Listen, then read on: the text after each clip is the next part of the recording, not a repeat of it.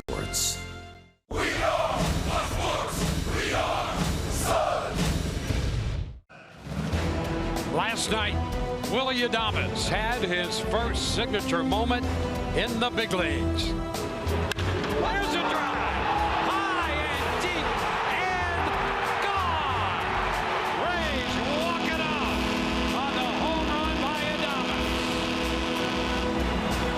Tonight, Willie and the Rays look for the encore in Game 2 versus the Orioles.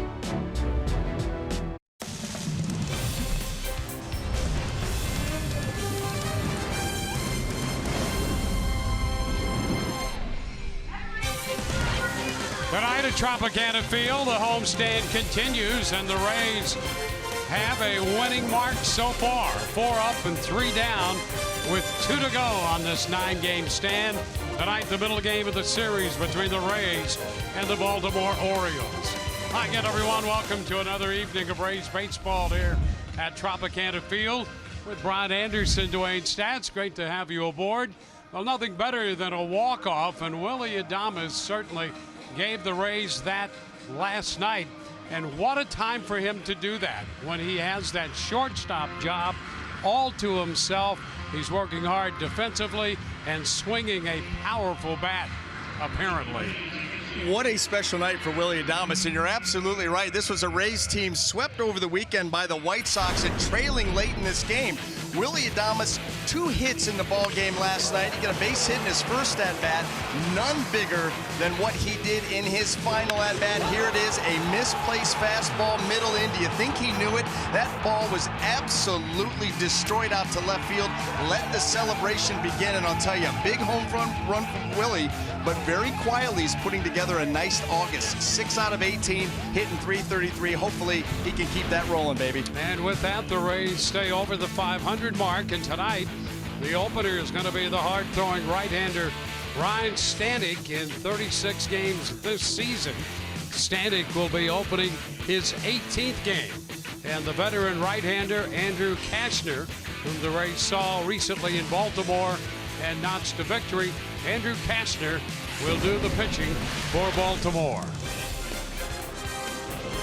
Michael Perez, one of the newcomers to this club, behind the plate, has been solid in his catching abilities and hitting as well. And when we come back, Michelle Margot has more on the young catcher.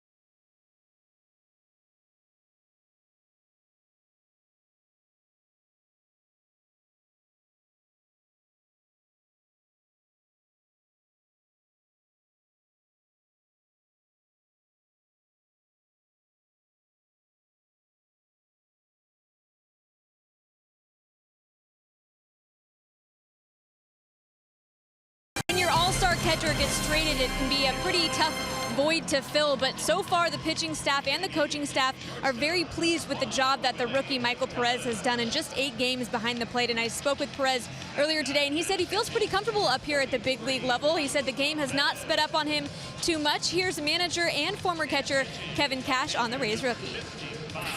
He can catch. He does everything really solid fundamentally.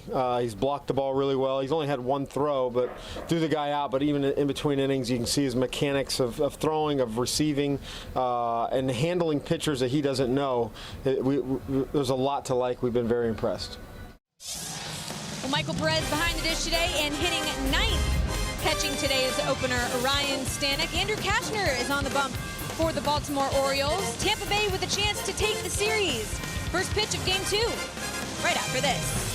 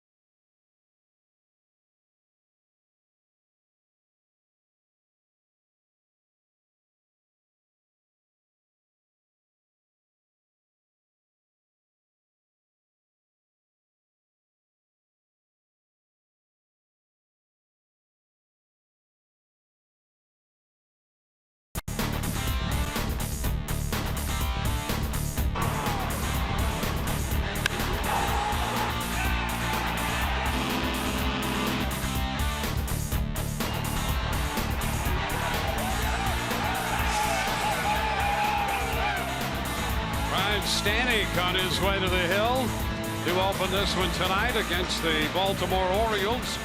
Rays start the night running 3rd in the AL East, 57 and 56. Baltimore in the basement at 34 and 79. We'll take a look at the starting lineup presented by your Southern Ford dealers.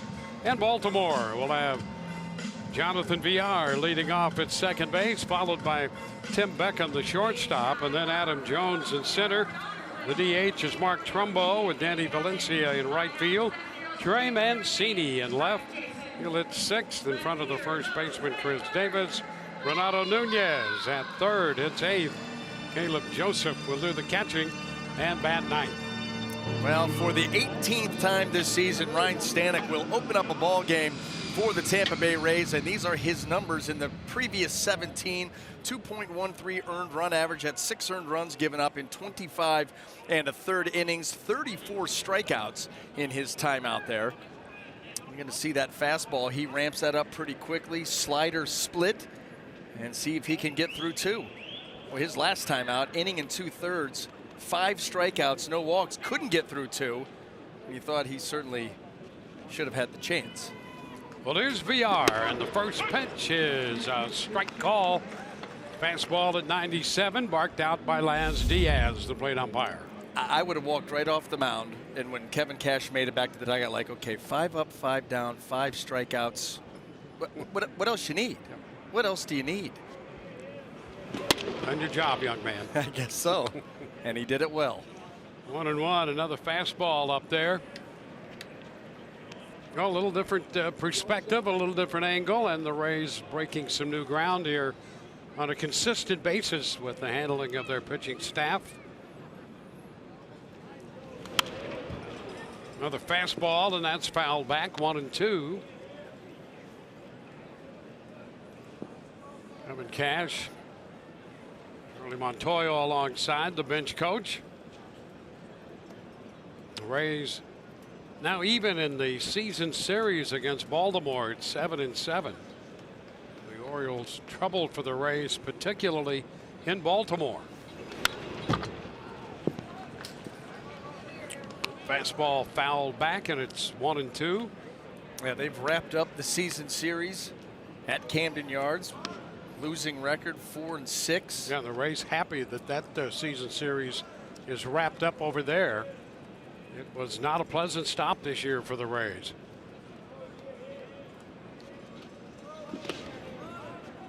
Now 2-2. Especially that last trip in where they were beaten up pretty good in 3 of the 4 games in Baltimore. You figure that they would that would be something that's fresh on their mind in this series, try to exact some revenge.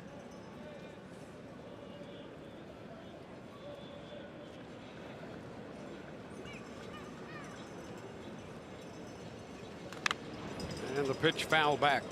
But you know, you figure that when you look at the home and home series with Camden Yards, Oriole Park, a hitter's park without question. The setting at Tropicana Field leans toward the pitching. But you know, both teams have to play there. And when you look at what the Orioles have done home and road and break down their performance, a wave and a miss. Villar is out on strikes. Standing takes care of the leadoff man. Well, let's set the Rays defense for you. Brought to you by Gold and Diamond Source. And in the outfield left to right, we've got Malik Smith, Kevin Kiermaier, and Carlos Gomez. And across that infield third to first, we've got Duffy, Adames, Wendell, and Bowers. Michael Perez back behind the dish. It's Tim Beckham. Beckham at 232 with 5 home runs, including one in the 4th inning last night. Pops it up. It's a foul ball out of play. You know, you figure the earned run average for the Orioles would be higher at home than it is on the road, but in fact it's not. Their ERA coming into this series over 4.5 at home and almost 5.5 on the road. So even when they go on the road, their pitching has not gotten a safe haven. No, it's been a year where it's been tough for the Baltimore Orioles to get any part of their game in sync all season long. And I think that the expectations were much higher than that coming in. That's why you bring in a guy like Alex Cobb. To his credit, though, since the All-Star break, he's been outstanding, even though he doesn't have a lot to show for it. He was good last night, really good last night. He was. You know, he gave them 7 innings of 1-run baseball, and the Rays won it on the bullpen.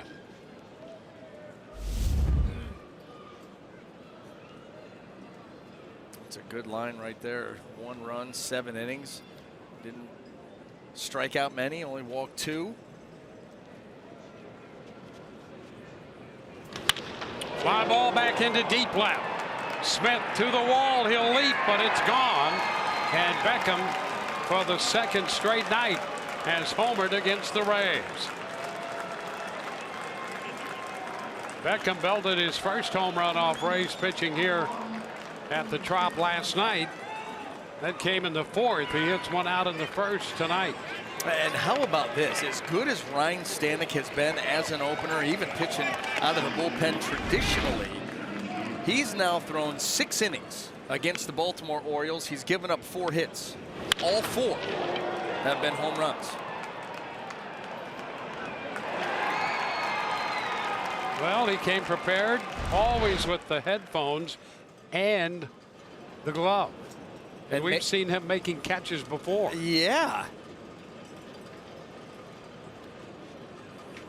Now Adam Jones, and he sends one deep into left center field, and that one is out of here. Back-to-back home runs on back-to-back pitches.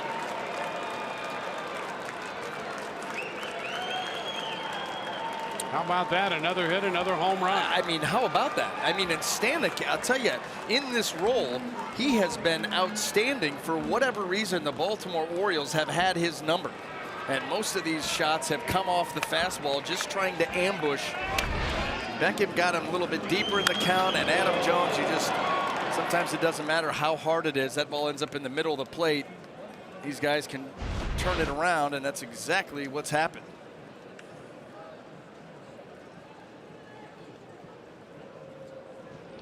Now it's Mark Trumbo.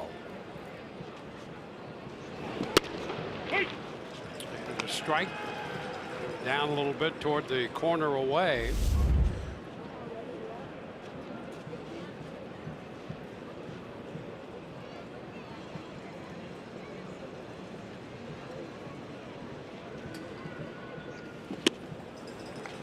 Oh, 2.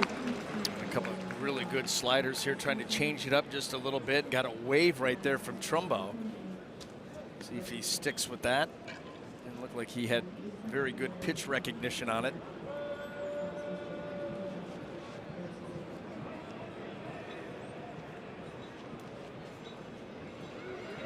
And he gets him to wave at that one, so he went to the slider and strikes out Trumbo.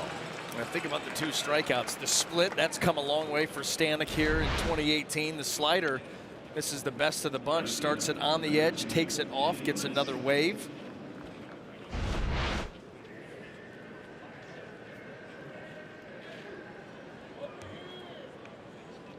Well, that just shows you how important those secondary pitches are, no matter how hard you throw the fastball.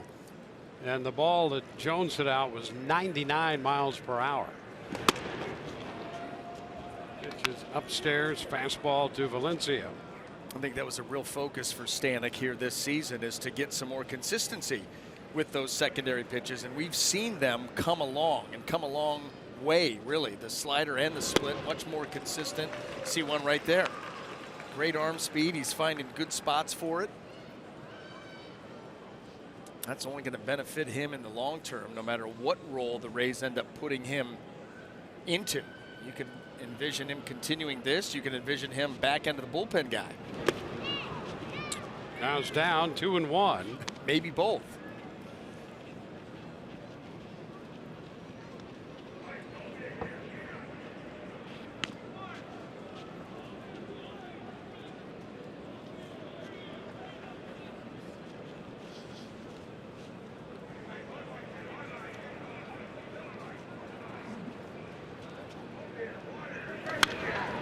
Foul right back over the screen. 2-2. Well, Stanek was touched for back-to-back home runs in Baltimore on the 28th of July by Trey Mancini and Joey Rickard. Back-to-back from Beckham and Jones tonight. And a cut and a miss. Valencia strikes out.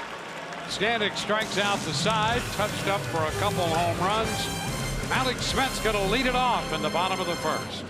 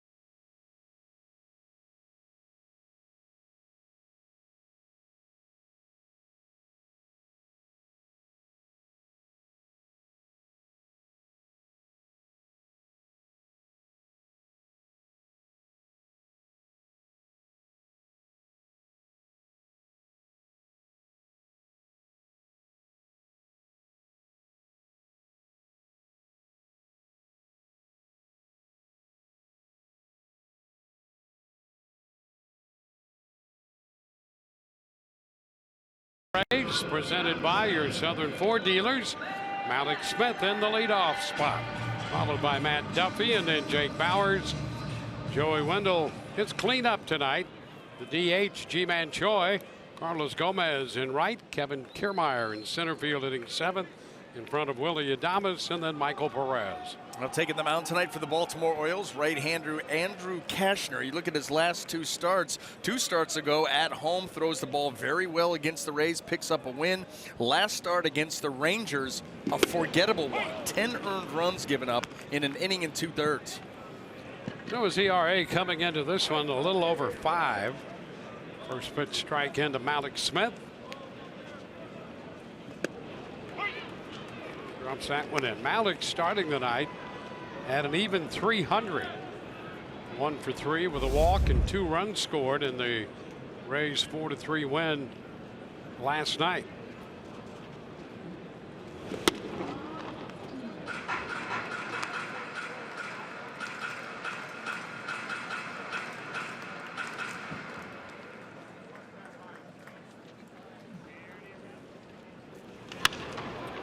Chopped the other way and out of play.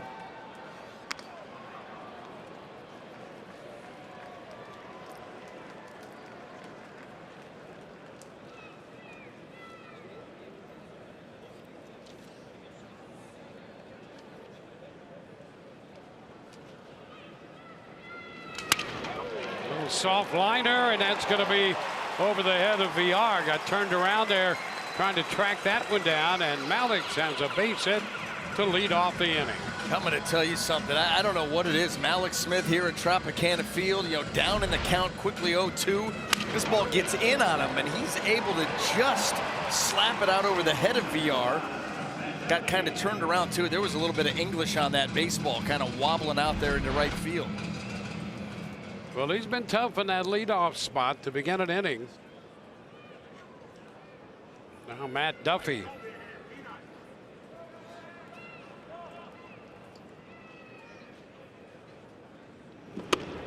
Inside to Duffy. Duffy, the 9th leading hitter in the American League at 303. 317 here at home.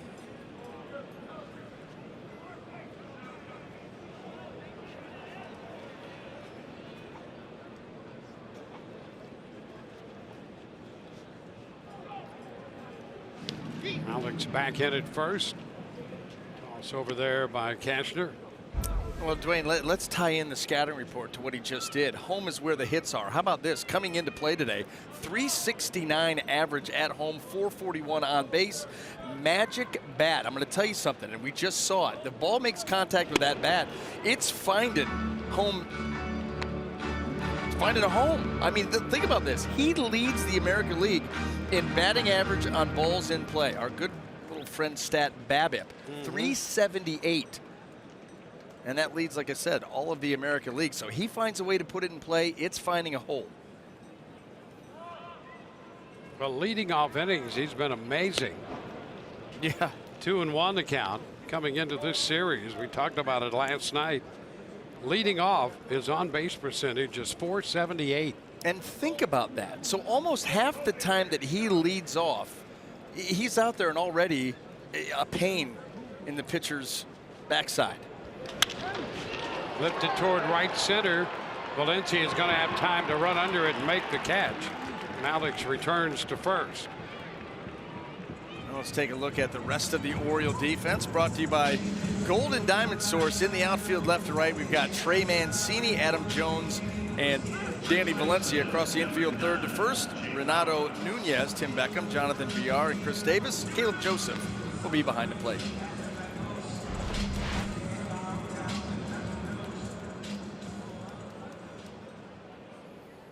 Here's Jake Bowers. 9 home runs for Jake.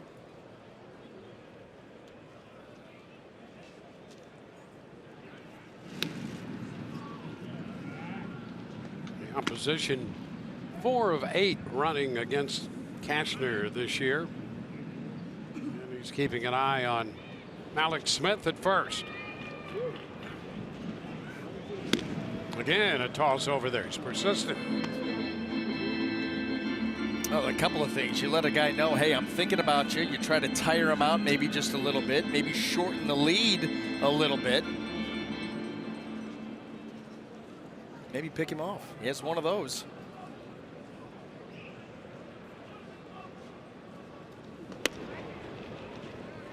A ball, no strikes. A little bit away there to Bowers.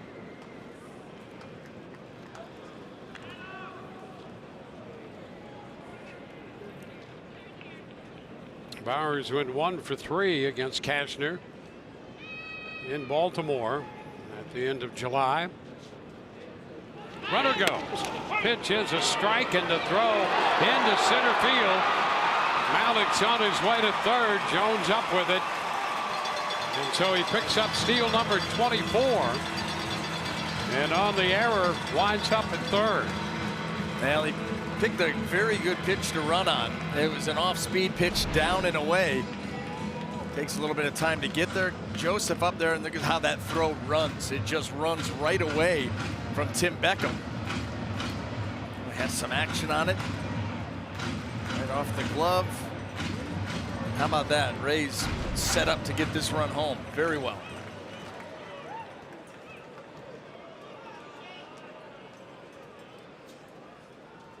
Well, with a 2-0 lead, Baltimore in the first.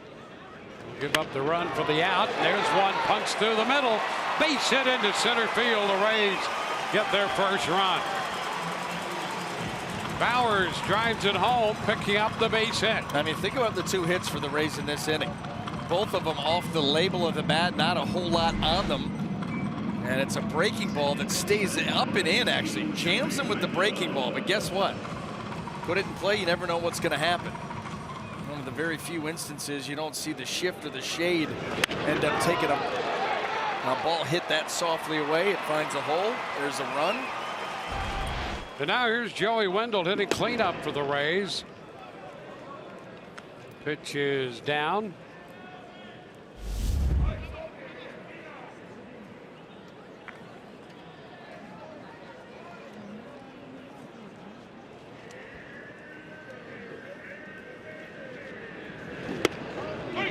Now strike, and it's 1-1.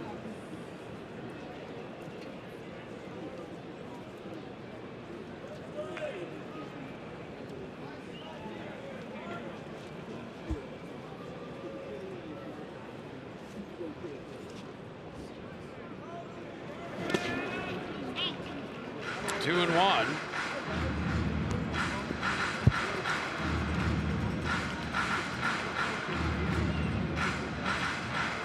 Wendell winning the Team's Heart and Hustle Award presented by the Players Alumni Association. Runner goes, swing and a miss, throw down, and Bowers is safe. The throw died on its way, and then Bowers wound up kicking it away from second base. Picks up a stolen base. Yeah, and I think that this ball right here, obviously a hit and run, Joey Wendell going down after that. Here's the throw, and Tim Beckham just is not able to make the play. Had it perfect. That throw was there in plenty of time. It's going to take a little short hop, and he just boxes it.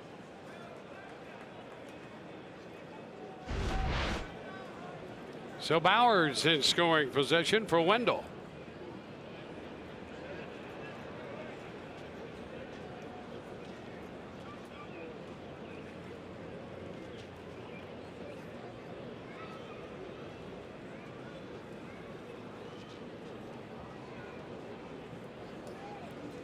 Wendell 33 runs batted in on the year.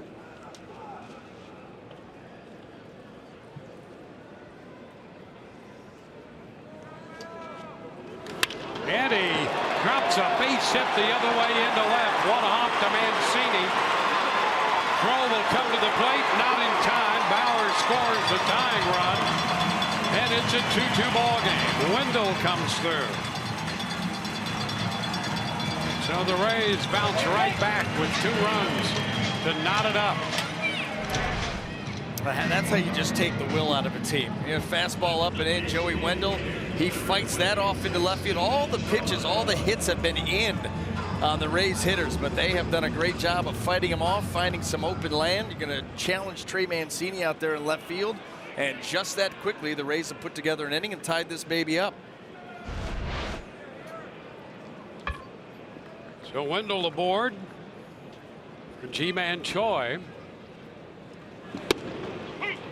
And the fastball is a strike. Well, they changed the ruling on the Bowers move up. They're going to give Beckham an error instead of the stolen base.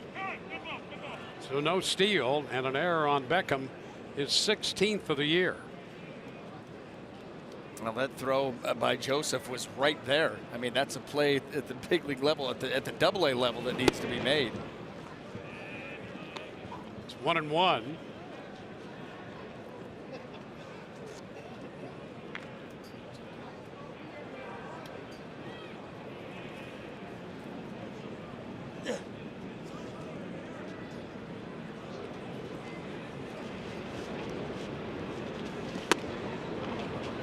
Pitch is up, 2-1.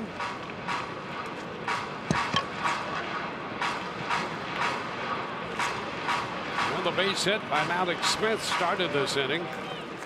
2 men have scored. 1 out, a 2-1 count on Choi. And there goes the runner, and the pitch is bounced to the left side. That'll be played to first by Nunez. Wendell was breaking, and Choi reaching out, made contact. For a moment, it appeared it might get through the left side, but Nunez was far enough to his left that he got there to make the play. Well, and then you had to have someone cover third base, because that took Nunez far enough away from third and close to second that you're thinking maybe Joey Wendell pops up and it's a race to third after the throw to first. They were able to get third base covered. Joey Wendell stays at second, and now a 2-out hit is what's going to take. And Carlos Gomez will be the man. Gomez hitting .219. After the first pitch, pops it up. Caleb Joseph away with the mask, makes the catch. And the Rays are finished, but they scored 2 to tie at the end of an inning, 2-2.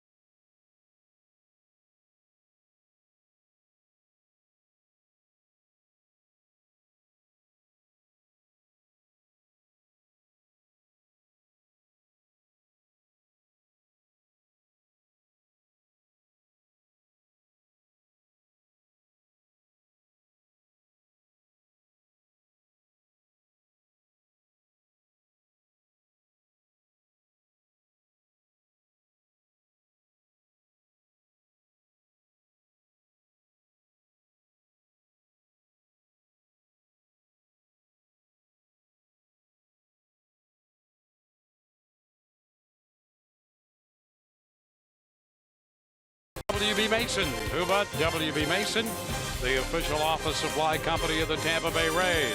By Publix, where shopping is a pleasure. And by Geico. 15 minutes could save you 15% or more on car insurance. 2-2 ball game as Trey Mancini takes a fastball for a strike. 20 pitch first inning for Ryan Stanny. Gave up back-to-back home runs to Beckham and Jones. Well, it certainly looks like this second inning is his. Nobody warming up down in the bullpen for the Rays. 1-1. Davis will be next, and then Nunez here with Mancini holding a count of 1-1. 16 home runs for Mancini.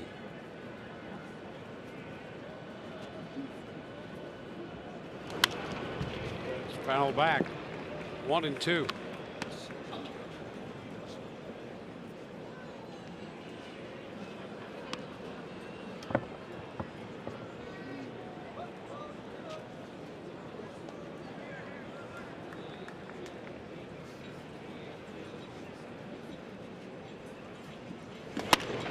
Is upstairs. 2-2.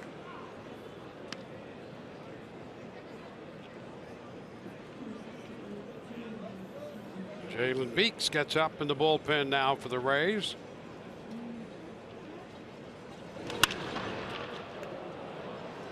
Pitch driven foul the other way. Mancini had a hit last night. He opened the 5th inning with a home run.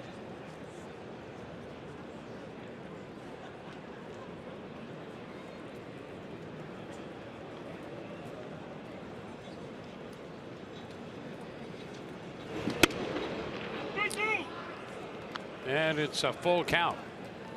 Bruce Davis on deck.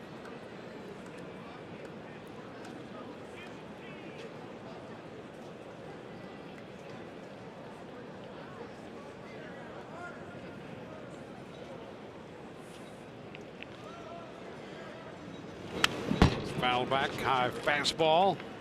Well, Mancini putting up a nice little fight here against Stanek, and you think about the Rays, the way they were able to come back so quickly, tie this game back up, get us back to even as we start the second.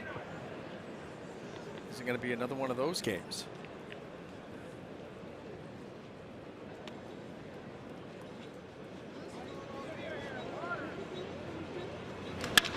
Liner back into center field. Kiermaier over there, and he makes the catch. Well, Kiermaier had to figure out the spot, and he got right to it and made the grab. That ball was hit sharply straightaway center, and he was shading Mancini over toward right center. Look how far over he is, and so this ball is going to head up this way, and so he's got to go get it.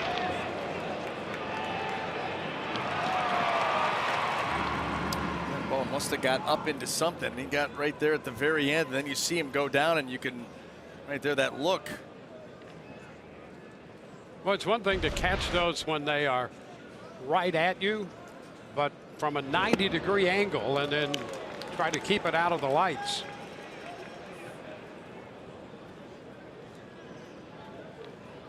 Well, you need him in here. Night game. This Davis, a strike on him.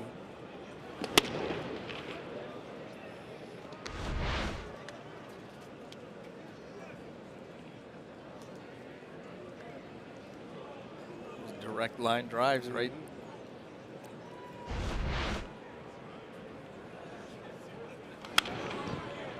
One and two now.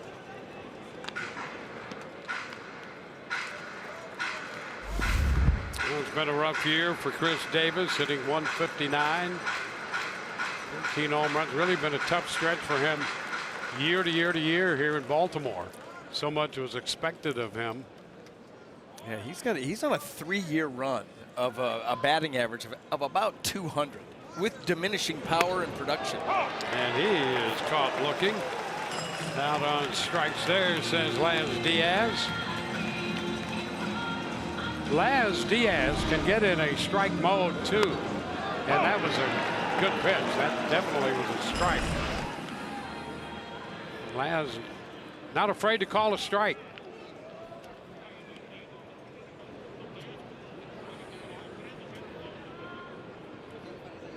Got a lot to say right there. See that mask just moving its way up and down.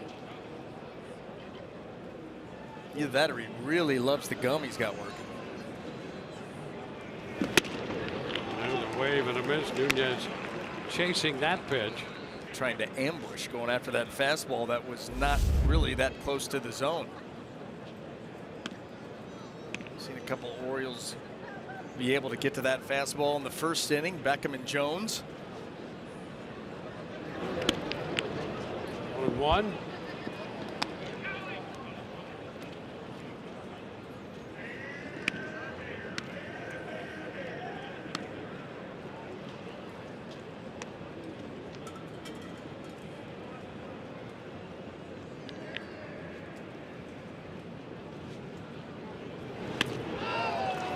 Chase again by Nunez. It's cutting away from him. Boy, and Perez telling him, you come right at me with this pitch and just trust the grip and the break. It's exactly what he did and got a great result. See what he goes with here. Perez taking a read of the situation. Go right back to it. See, like telling him, just come right at me. It's chopped to third, backed up. Duffy along, one hop throw, got him to retire the side. Nice play by Duffy to retreat and get the throw across. A 1-2-3 inning. Couple of nice defensive plays there in the frame. On to the home half of inning 2, tied at 2.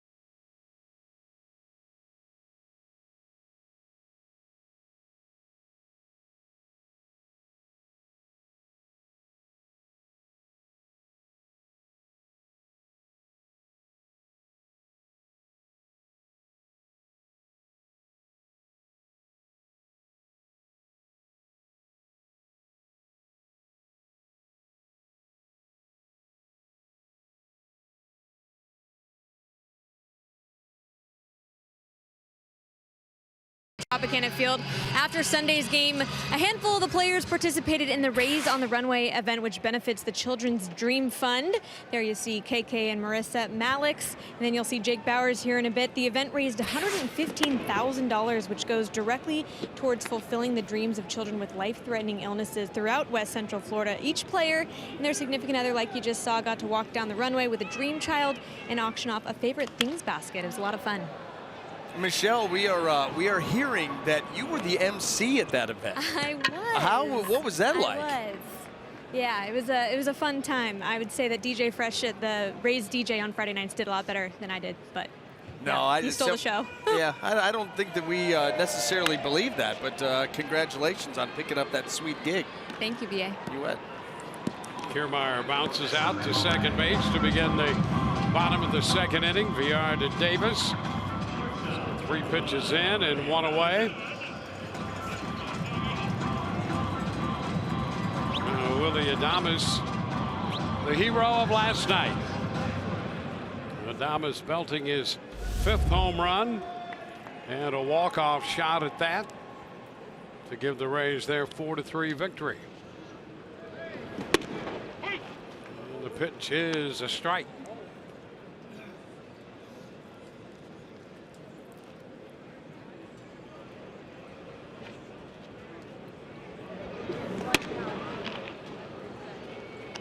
One and one.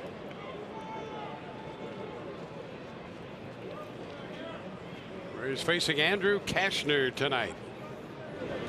Ground ball third. Nunez with the pickup and the strike across the diamond. Couple of ground ball outs here. 2 up, 2 down. Kashner gave up 2 runs, 1 earned run in the first. A couple of errors behind him. And it is Michael Perez.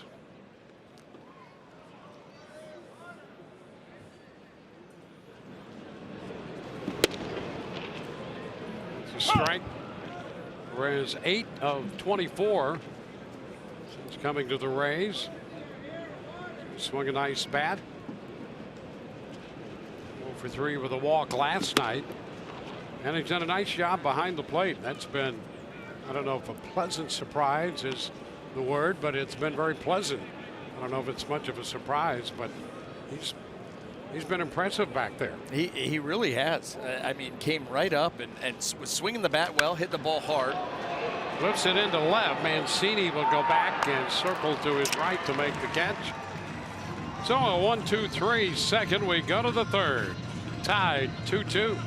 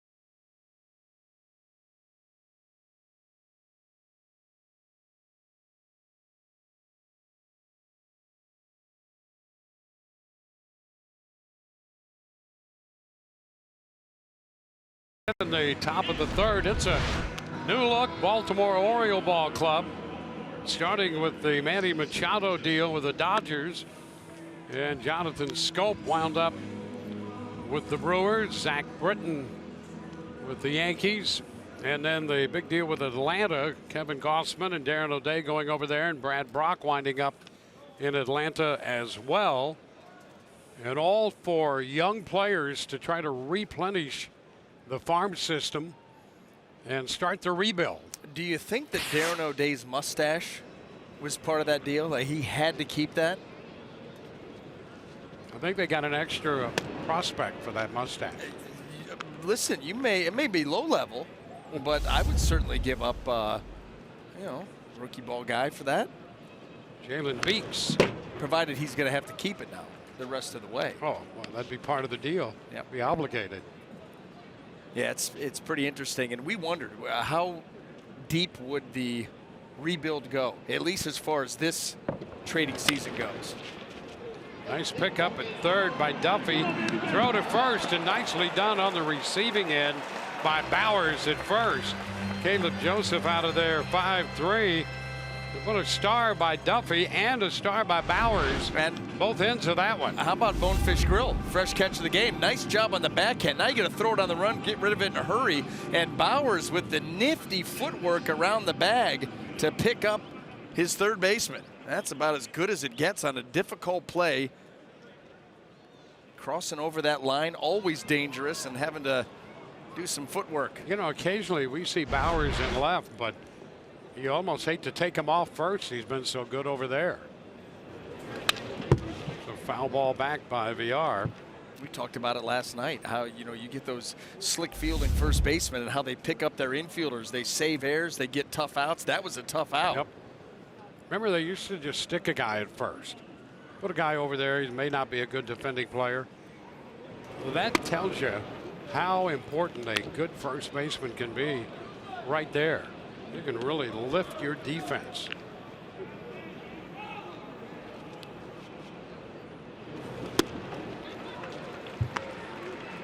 Lamar reaching for that one, down and away.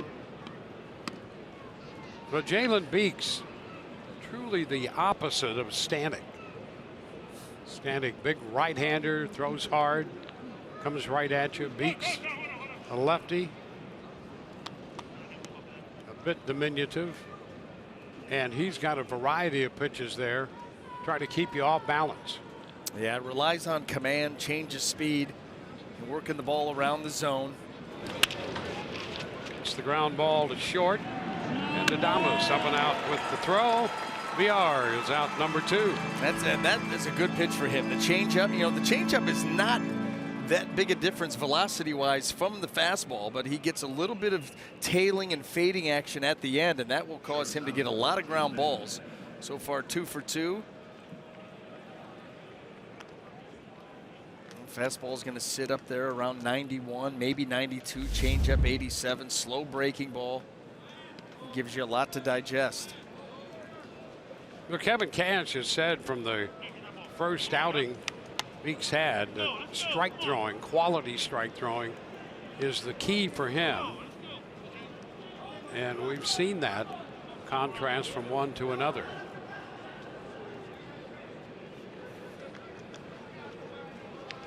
Tim Beckham. He fouls it, strike 1. Yeah, his first outing with the Rays did not go well. The command wasn't there. Maybe some nerves, some jitters. You're coming over to a new team trying to establish yourself. But boy, the last time we saw him out there in complete command, threw the ball extremely well and gave you a glimpse of what the Rays saw when they made the deal. Here's Beckham out in front. It's a nice job on that pitch. Boy, he got the first 2. Caleb Joseph rolled over it to Duffy. Got a roll over there from VR to Adamas. And again, getting ahead of here of Beckham with the changeup. And now that pitch right there, that can set up your breaking ball. You could go right back with the changeup. He's got some options here. Got the count running in his favor.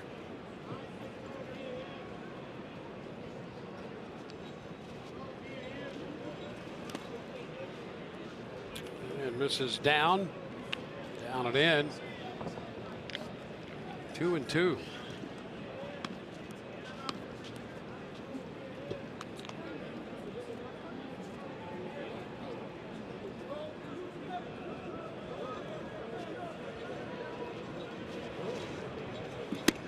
And now he tries to go away with the change, and the count is full. You know, it's interesting that 0-2 fastball up. Thought, okay, curveball, changeup. Likes to go with that little cutter, little slider. Probably your third best option there. Bounces that, then tries to come back with the changeup, is off with that, and then misses with the heater. I think that was an at bat that you'll regret, and you end up giving it away when you had it set up to be ended right after that elevated heater. Go changeup, curveball, it's over. Yeah, you're right. Let Beckham off the hook there. Had him down, set up, and then wound up losing him. And then you have to face Adam Jones. So you start over against a good hitter. Yeah, and right back to work. You try to, you know, clear the mind on that at bat and realize it's all about the hitter here. Keep the runner close. 2 outs in the inning.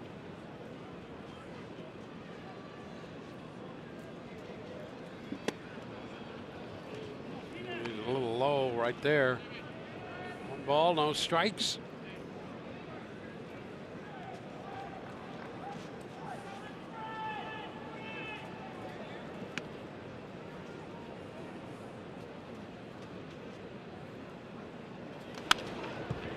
The fastball is fouled back.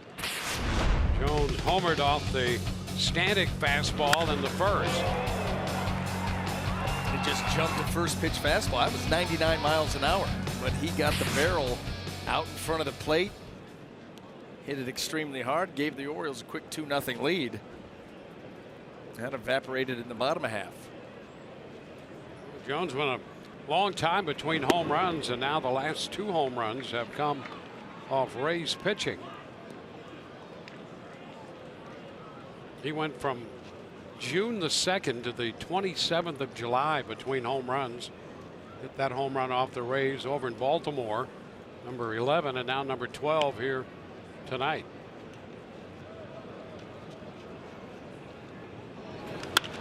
Lifts it to the right side. That's Bowers after it. A bit into foul territory. And the Orioles are out in the third. They leave a man. Top of the order due up for the Rays, tied at 2.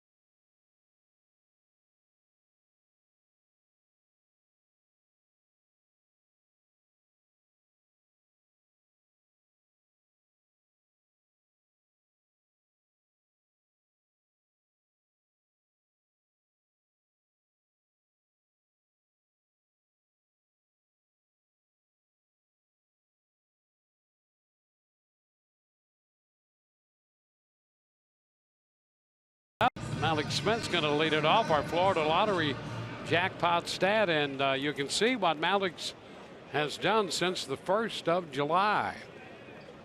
Pretty gaudy, huh? 408 average, almost a 500 on base. The way that he's been swinging the bat at home when leading off, those numbers in the last month and some change. And overall, it's pushed his average up to 302.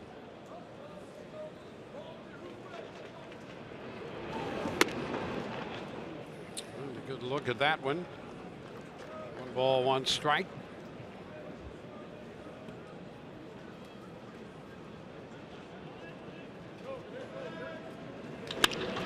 One hop. Yard second will throw him out. So he is 1 for 2, retired to lead off the inning. Might want to roll that ball off the field and keep it. Might want to try to use it the next time he's leading off. No kidding. Well, he's one of those guys, too, that on base, and Malix is extremely active on the base paths, and you have to account for him. And so that makes a pitcher's job even tougher.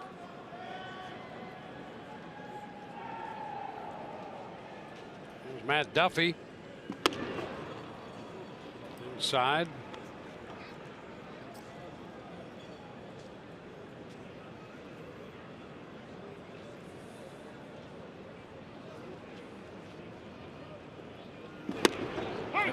How about that?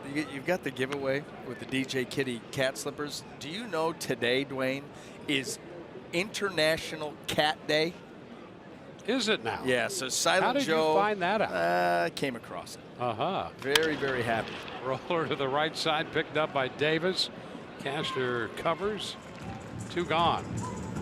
Wow, I mean, pretty widely read to pick that up. Yep. Well, listen, I know how much it means to the truck. Yeah. So wanted to point that out. I'm sure he's well aware. Can actually hear him purring in the background. Yep, sure he is. Enjoying the exploits there of DJ Kitty.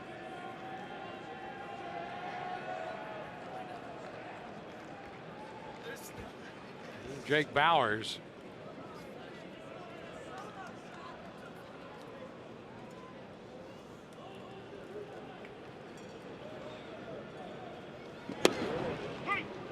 Strike one. Bowers drove in a run with a base hit his first time.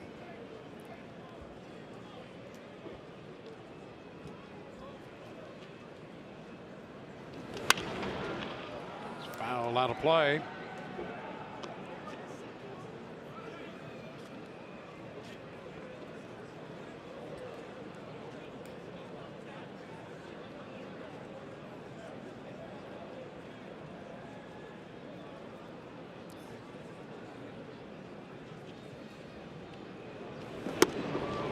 And a strike call.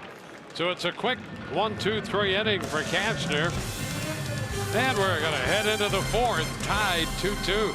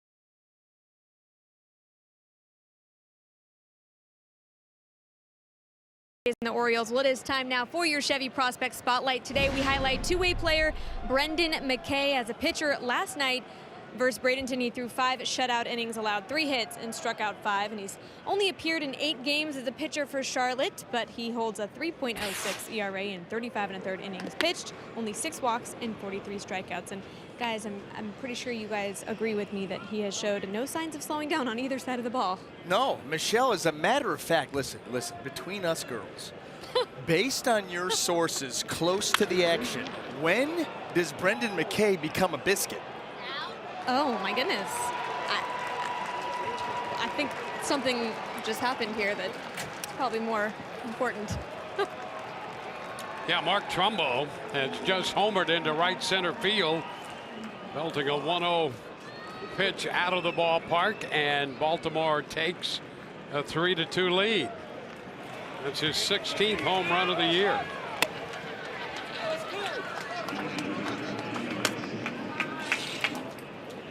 I guess we'll have to wait for that answer. Here it is, four-seamer, middle up and away, and Mark Trumbo, a very strong man, able to get extension and out into right field in a hurry. Now Valencia fouls it outside of third, strike one.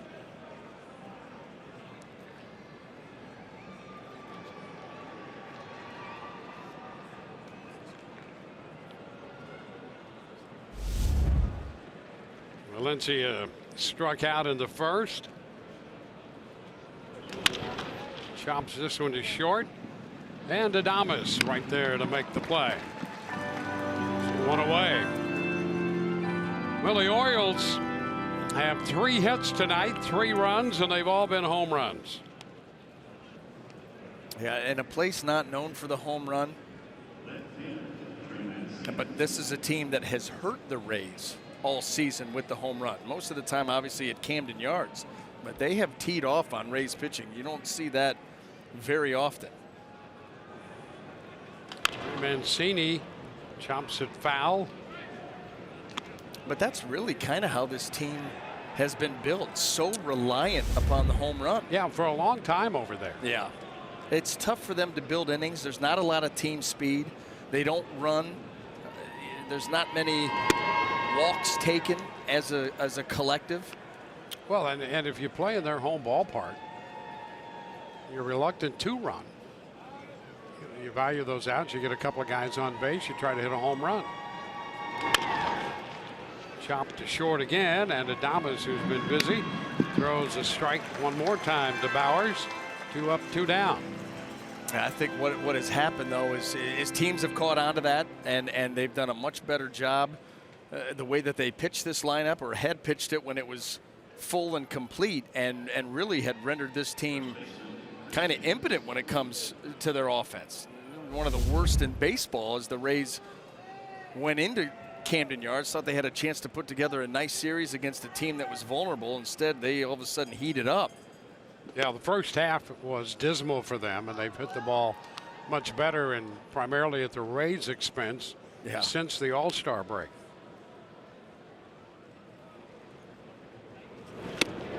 That 1-1 to count to Davis. That will be interesting, and we'll have a front row seat for it as many times as the Rays play the Orioles. But how will they retool their team? Will they try to build it the same way? Will they try to become a little bit more versatile while still having that power component because of their home ballpark?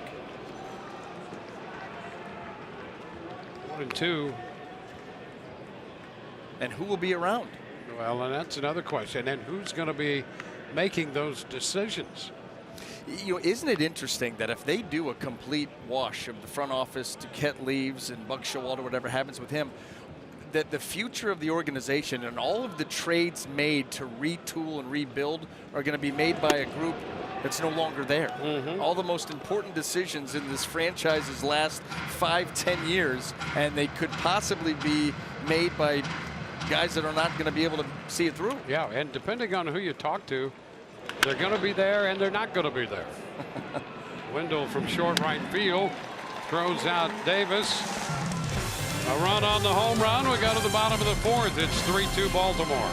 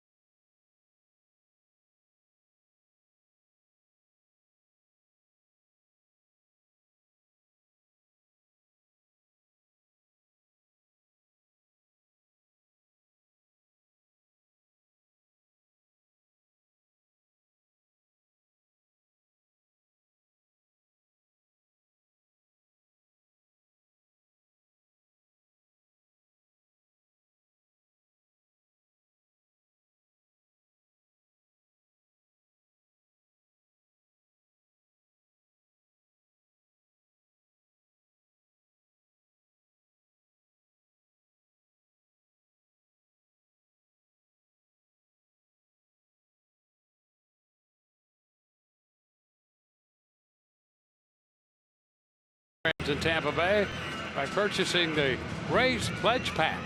Each pack includes a voucher for 4 tickets, a 20th anniversary book, a mystery autograph baseball, and more.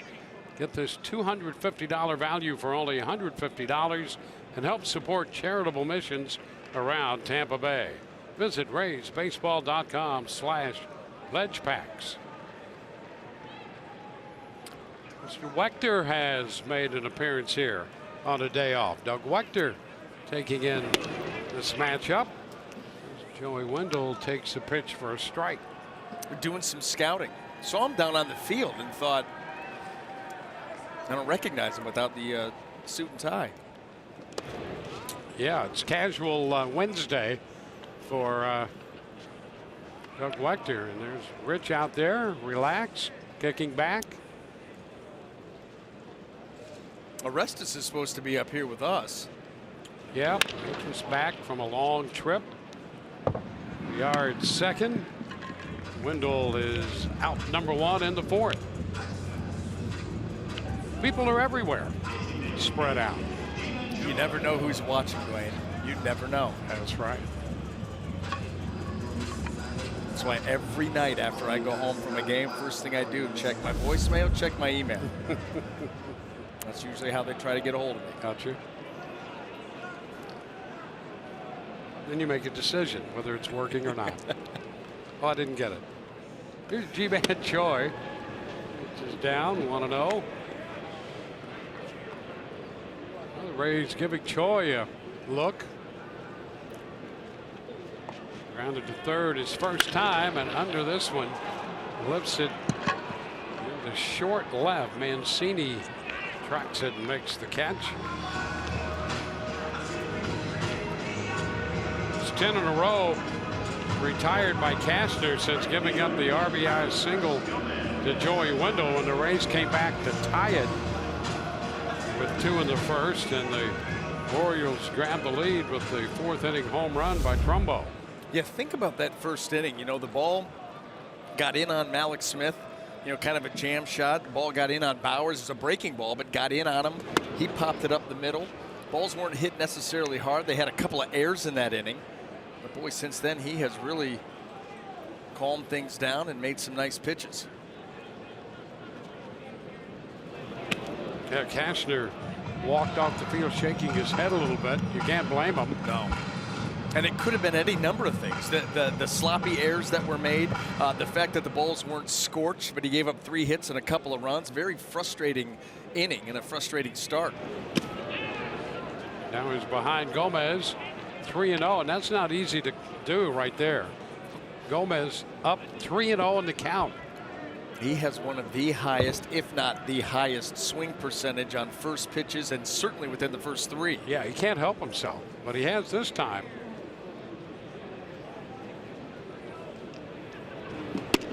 And he draws a 4-pitch walk. That's the ball you ask for.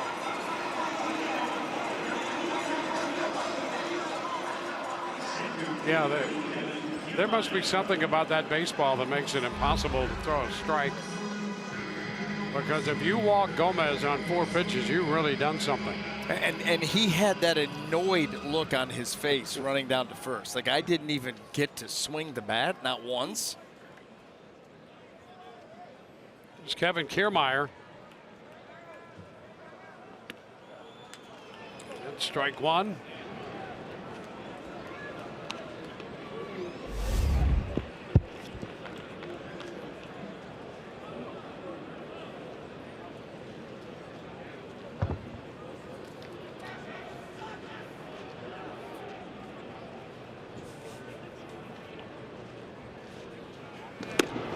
It's away. 1-1. Kiermaier right now, one of his last 15.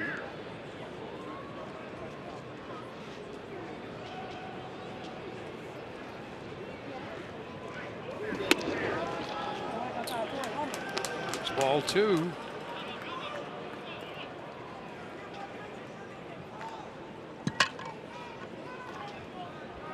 Down to the number 6 spot for the last couple of games. Starting there again tonight. Up down to 7th, down on the lineup. Now 2-2.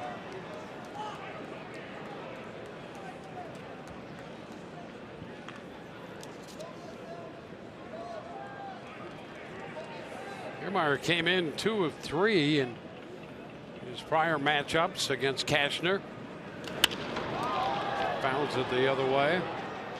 We're trying to get him right now in between on the changeup and the fastball. You know, got him. The first 2 strikes were changeups that he was out in front of, and then right there tried to sneak 93 by him. Trying to play that back and forth game.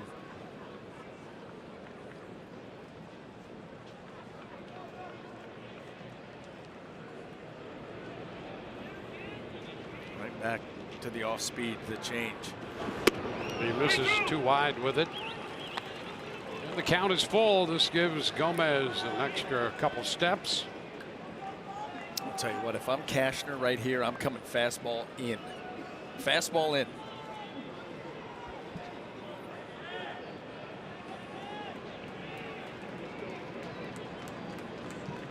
Back at the changeup. There goes, and strike 3 called. Got him looking. Rays leave a man. We go to the 5th, 3-2 Baltimore.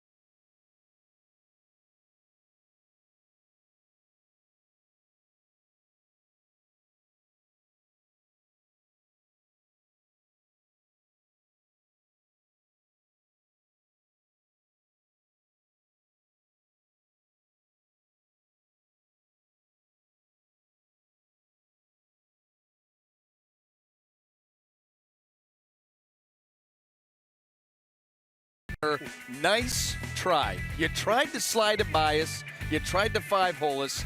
Happy birthday. Thank you, I think. Yes. Yep. That had to be. Yeah, sometimes things got a little out of control. Oh. On the lap, too, huh? How was that? Yeah, it's quite an experience to live down. I want to know how you, why and how you tried to sneak this by. I mean, it's funny because everybody on the crew does that. No one wants anybody else to know when their birthday is because of moments just like this. No, I think because everyone on the crew is so low key and they're interested in doing the job well and not calling a lot of attention to themselves. I think our whole crew is just so magnanimous that way. Don't you?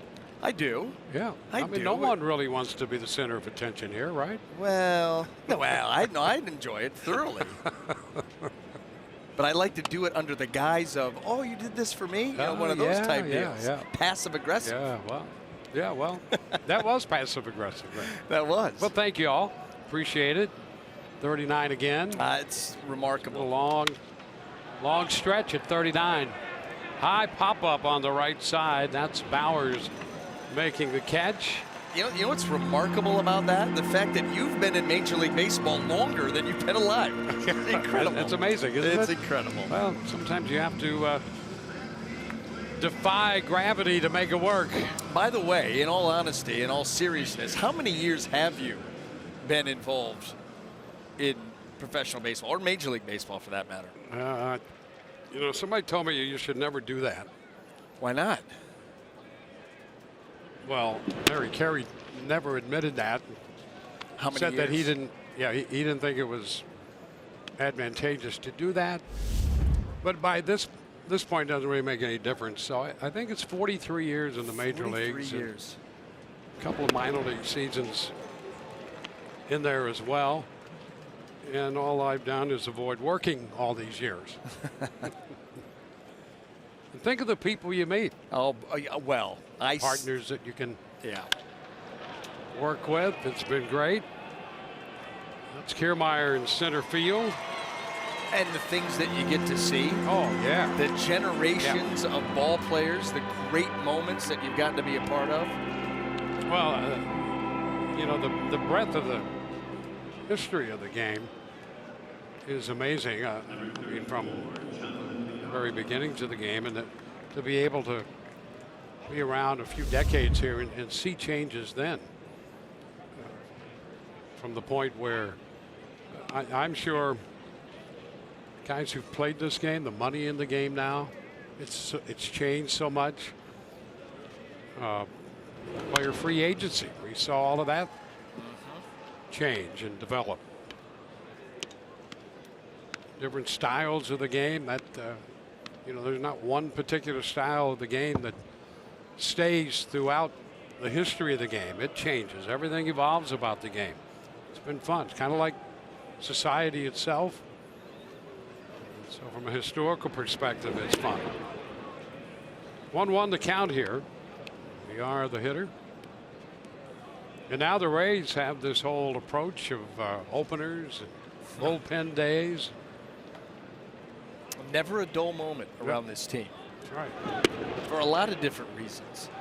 You know, what they're doing, how they're remaking this team in a completely different image than we saw a season ago, to the radical change they've made with the pitching staff that looks like, at least for some of the time, is going to be here to stay.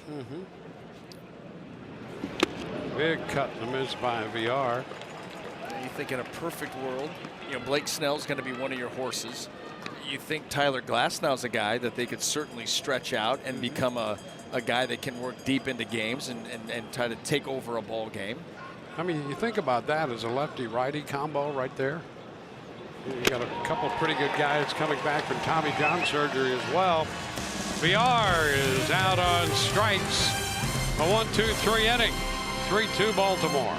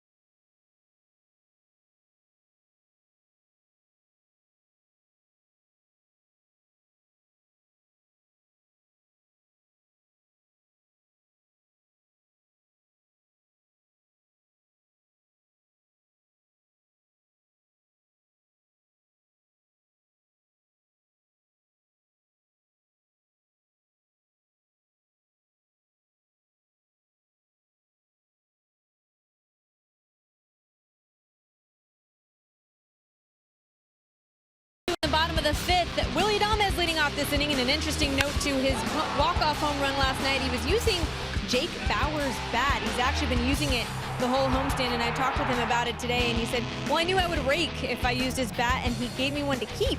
And I like it so much that I'm going to start using this exact model now. And I asked Bauers, well, what happens if he breaks the one that you gave him? And Jake said he's not getting another one, but Jake also said that now he keeps seeing his bats randomly laying around. So I guess Adames isn't the only one who's picked it up and tried it out. So pretty soon here, all the hitters are going to be using a bat with number 9. Well, Adames might be ordering Bauer's bats, and he'll just use that low. Listen, that order should have been placed the moment he got back to the clubhouse last night. Get that order in there, and if you do break it, here they are. Overnight them. 1-2 the count to Adames. Well, those two have sort of a symbiotic relationship going all the way through the minor leagues. Played against each other briefly and then found themselves in the same organization and have built a relationship all the way to the major leagues. Fly ball center field. Jones closes on it, makes the catch. One gone in the bottom of the 5th. And those two will always have that bond, as they were, the first of the two young guys to get to the big leagues and start to try to establish themselves as they retool. And there you go, get a great shot of it. Clear as day.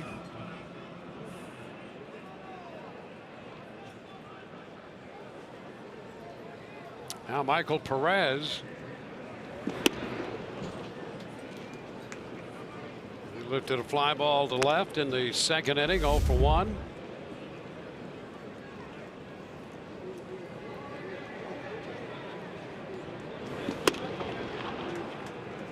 It's the fastball up, 1-1.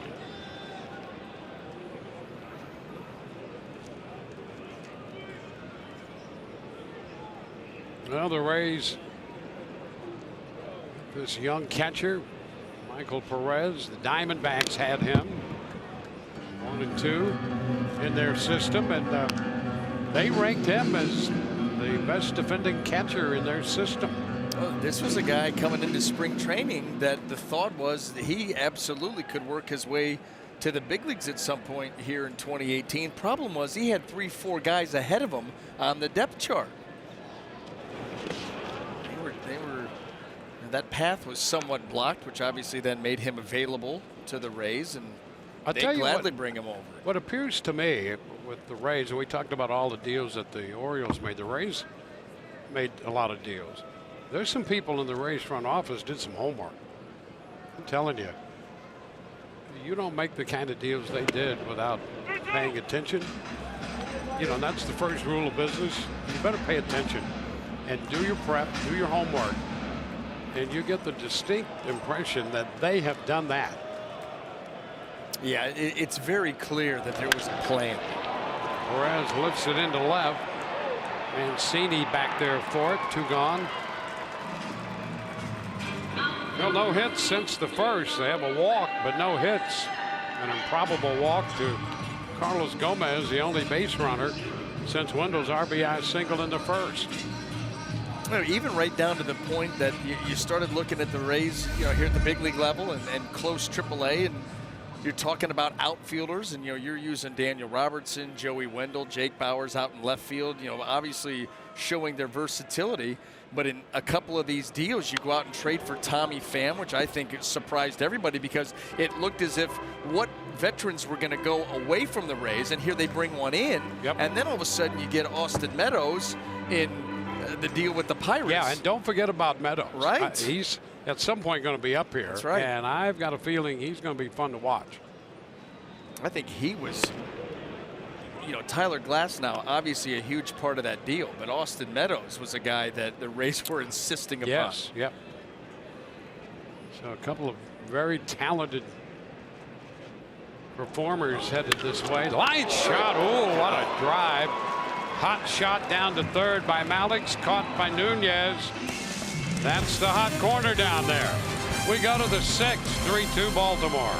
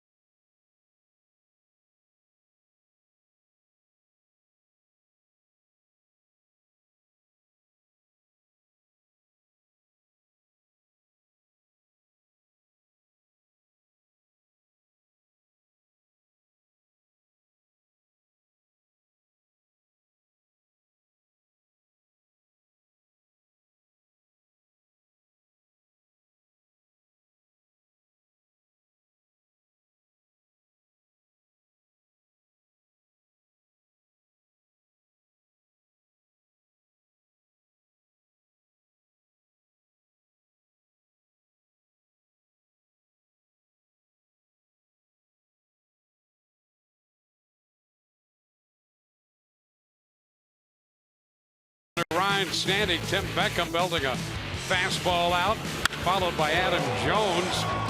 99-mile-per-hour fastball into the seats in left center. Rays back with a couple in the bottom of the first. Jake Bowers driving in a run. He eventually scored on the base hit by Joey Wendell. Mark Trumbo connecting off Jalen Beeks to open the fourth inning. And as we go to the sixth, it's a 3-2 ball game with Beeks facing Beckham. Has him out in front for strike one. Beckham with a home run and a walk tonight.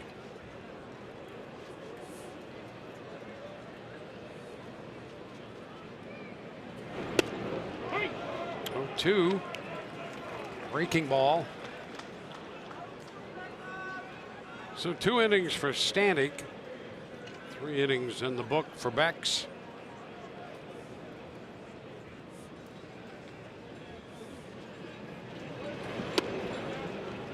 1-2.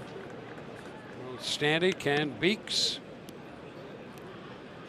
alumni from the University of Arkansas. That was part of one of our more memorable scouting reports. 2-2 here to Beckham. Hunter Wood, the Hales from Arkansas, Stanek and Beeks played there. Yeah, Rays pretty much cornering the market on Arkansans. The pork belly market. That's right. Clarence's nephew. Yeah, and he gets the strikeout here.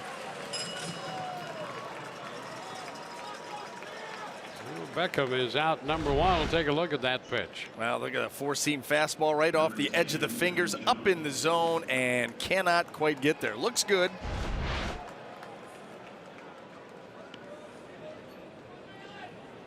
So a couple strikeouts for Beeks.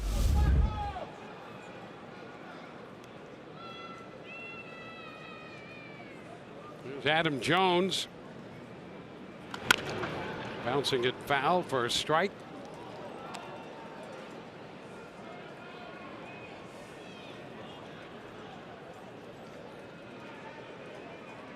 All 3 runs for Baltimore, solo home runs. Down to short. Adames with the throw. 2 gone here.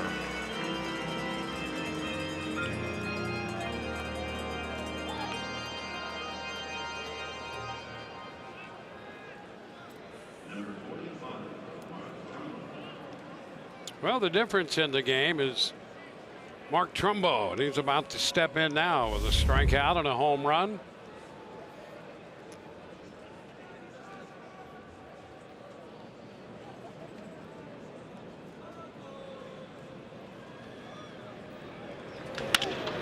Down to short. Longer throw from Adames here, and he makes it. 1, 2, 3, strikeout and a couple of ground outs. Rays will have Matt Duffy to lead it off, down by a run.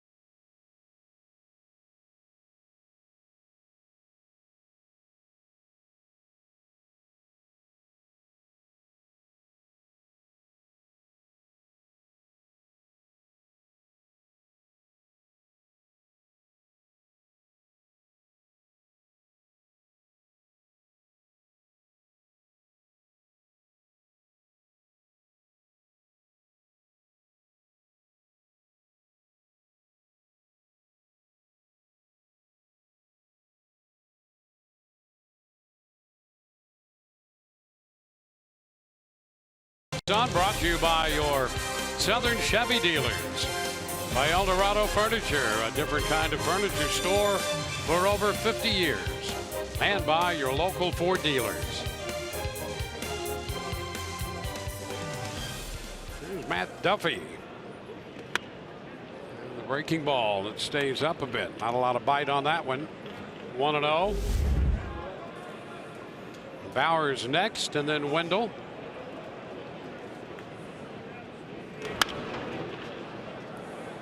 That'll play the other way. Well, this Rays offense needs to get something going. Cashner has really locked things in and on a nice little roll here. Mixing his pitches well, getting some good late movement on that fastball. 2-1. Well, he was one of the guys, along with Cobb, a late sign to add to their pitching staff when they thought they had a chance to contend.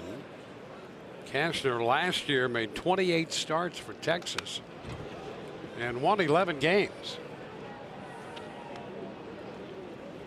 2-2.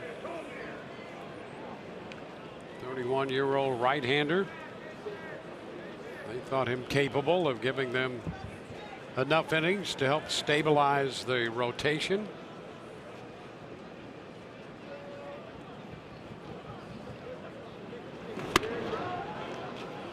Three and two.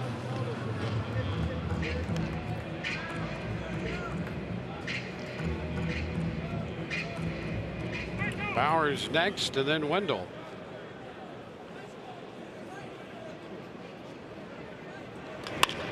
Down to third. Nunez, an over-the-top throw there makes the play. Davis on the receiving end.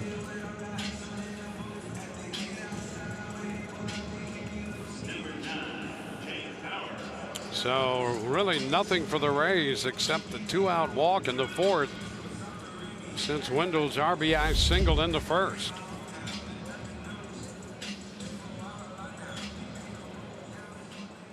It's 15 out of 16 retired since then by Cashner. He's almost had it on automatic pilot. He really has. And you know what? The one bright spot for the Rays and all of that, they find themselves down just a run. You're one mistake away from this game being tied back up, so you take solace in that, but you've got to start getting something going.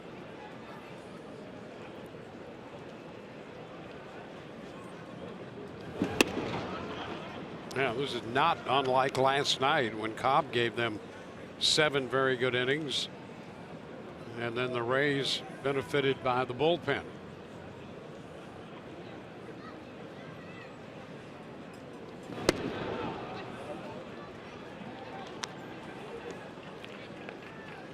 Two balls and a strike.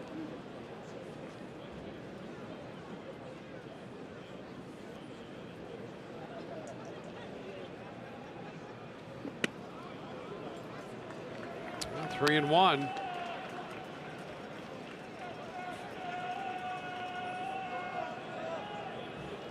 Cashner coming off that short outing when he gave up 10 runs in an inning and 2/3 to the Rangers over in Arlington. It was a one-hop ground ball, and Bowers is out number 2. He's been mowing down Rays hitters here after the first. MLB at Bat, your #1 Rays app. Customize your experience to catch every moment this season. Get Rays home screen icons and features such as the MLB TV Game of the Day, pitch tracking, in-game highlights, stats, news, and more. Download MLB at Bat today. Well, Joey Wendell drove in a run in the first. He is 1 for 2. Takes a pitch away.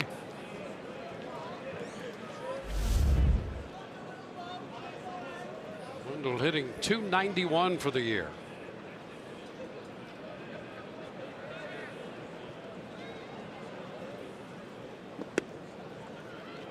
Drops low.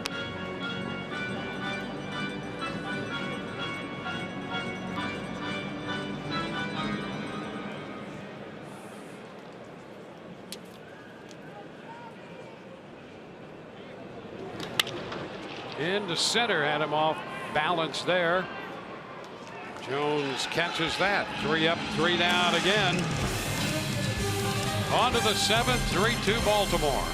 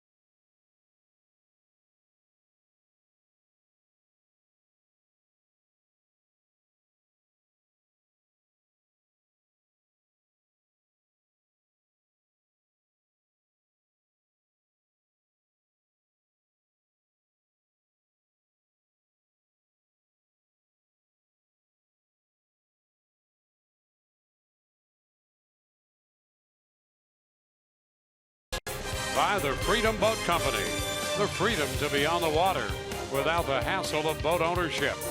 And by your local Honda dealer.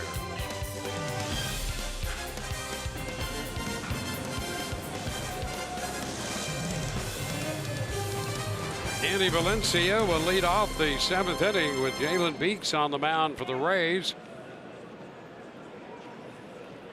Stanek worked the front 2, 4 innings for Beeks. First pitch is a bit low, 1 ball, no strikes. And really outside of that fastball up and away to Trumbo, he's been on point once again.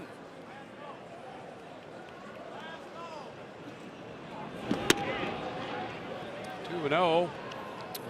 You see how he fits into this pitching plan. Yep. You know, a guy that can follow in a hard-throwing right-hander to pitch the next 4 or 5 innings in the middle of the ball game before turning it over to the back end. I mean, a perfect fit, really. Yeah, well, what the Rays have done is turn conventional wisdom sort of on its head here. You got a hard thrower to open, as they did in Stanek, and need to take the guy in middle relief and extend him more. Not when a game is out of reach, but when a game is in contention. Yep. And then the way that you're able to put it together, there's going to be parts of the opposing team's lineup that the first 3 at bats are going to be off 3 different pitchers, perhaps. Yep. And if you're the guy in the middle of the ball game, you're probably only going to have to face a guy twice. Probably not going to see that 3rd time through. By then, you're handing it over to the back end of the bullpen guys. Now, it is very interesting and intriguing, and I know that it's something that the Rays have seen enough to like. It's just a matter of how often will they go with it. Well, leadoff walk to Valencia.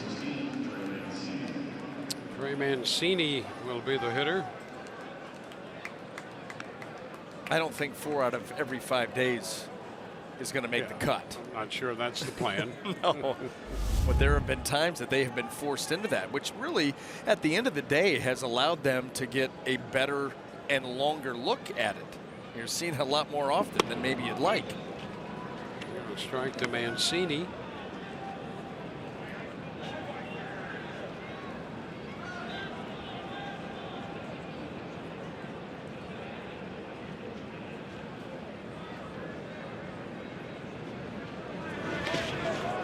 And the runner starts to go, but a nice job Perez responding to that ball and jumping on top of it. You know, that's exactly right, Dwayne. This is breaking ball way in the dirt. Now this is an opportunity for a move up here. Look how far away that gets from Perez. Look how quickly we talk about his athleticism behind the plate. He's a smaller catcher, but look how quick. Yeah, there's a lot to like about what he's done behind the plate. I think he senses, again, like a lot of guys on this team have, sense opportunity. And so let me ball out and see where it takes me. Liner into left, stroked in there, a couple of hops to Malik Smith.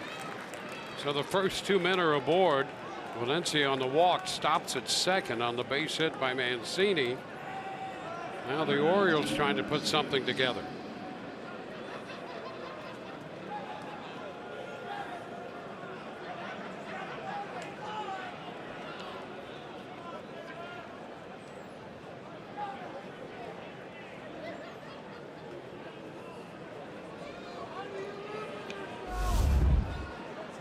Nobody out with 2 men aboard for Chris Davis.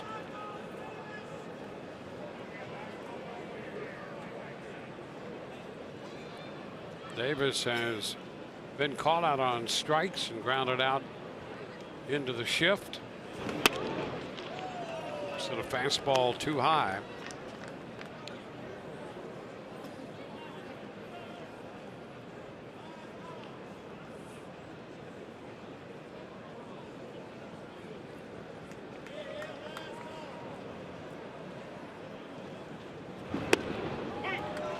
One and one.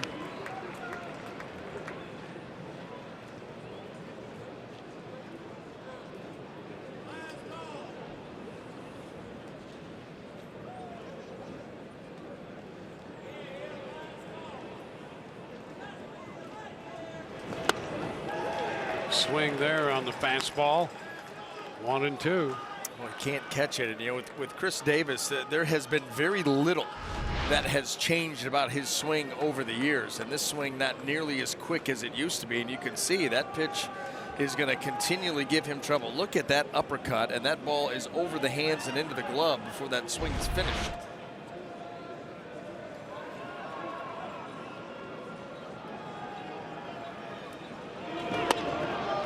And he lays off the pitch. That could have been up there in the upper part of the zone, but it's a ball, and it's 2 and 2.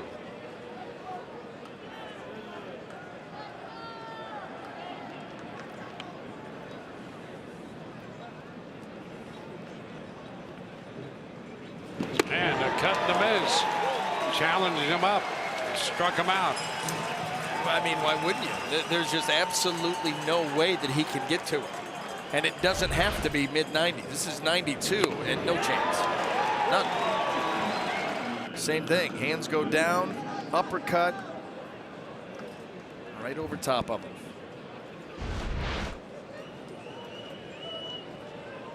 First out here with 2 men aboard. Now Renato Nunez.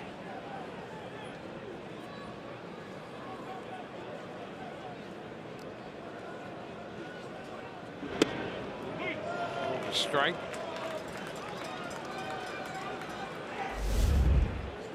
Nunez retired back in the second inning on a good play by Duffy to get the ball at third, and a good play on the receiving end at first by Bowers to pick up the throw. Popped out to Bowers in the 5th inning.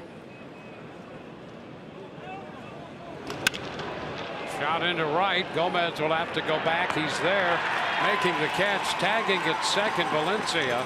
He will go to third, and holding at first, Mancini. So Nunez is out number 2 here in the 7th inning, and there will be men on the corners, first and third, with 2 away, and Caleb Joseph headed to the plate.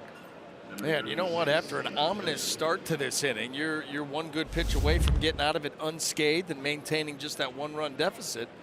You got the 9-hole hitter Joseph at the plate.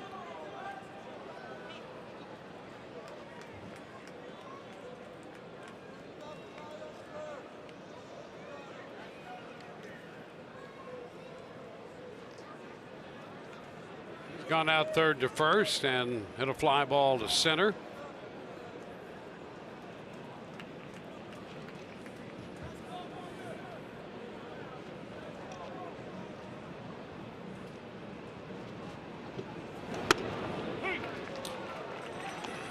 Strike one. Up and away and in the zone.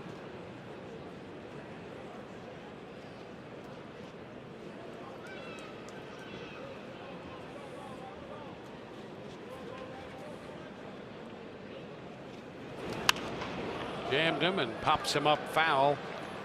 It's headed out of play.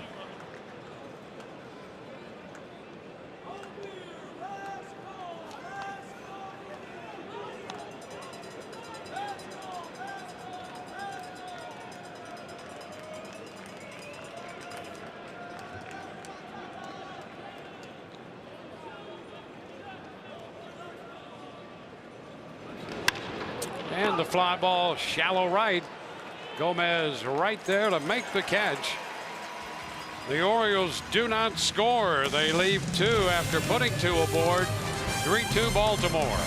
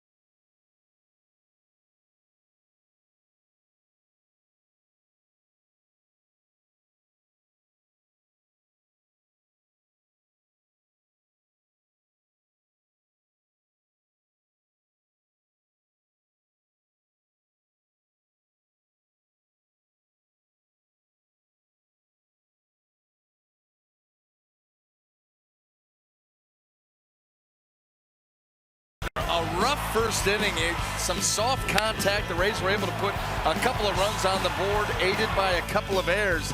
But since then, he has locked it in. A little two-seamer front door there, a changeup to get Kiermaier, ball off the end of the bat to get Joey Wendell. I'll tell you, he's really commanded the strike zone and the fringes around it very, very well. You can see the two runs the Rays were able to get off him in the first to tie it up, but he has been perfect since then. He has retired 17 of his last 18. 83 pitches total, and 22 of those coming in the first. So here is Ji-Man Choi to begin the bottom of the 7th inning. Pitch is down, a ball, no strikes.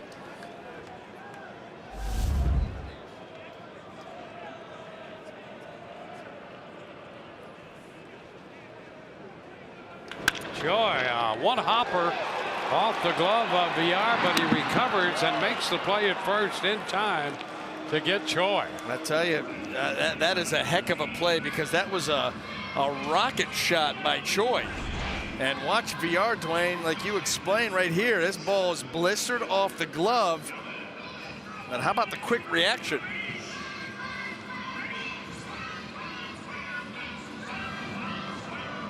Oh, he's trying to go back and get a little bit better hop, if you can call it that. 105 off the bat, and a great recovery by VR. Gomez, and he is hit by the pitch. So he'll head to first, and the Rays got another base runner, but they haven't had many. It was 18 out of 19 retired. Well, and you remember the last time Gomez got hit, and he just took a header at home plate. This is a ball meant to be away. Look at that, comes right up and in, gets him on the left wrist. Saw Kevin Cash run out of the dugout, coming to potentially check on him, but Gomez wanted no part of it. Or maybe just came to get the equipment.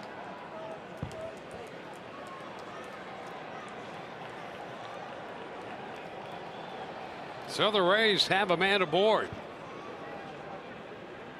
Kiermaier takes the pitch down 1-0. Kiermaier 0 for 2 tonight with a ground ball to second. He was called out on strikes on a changeup away in the 4th inning.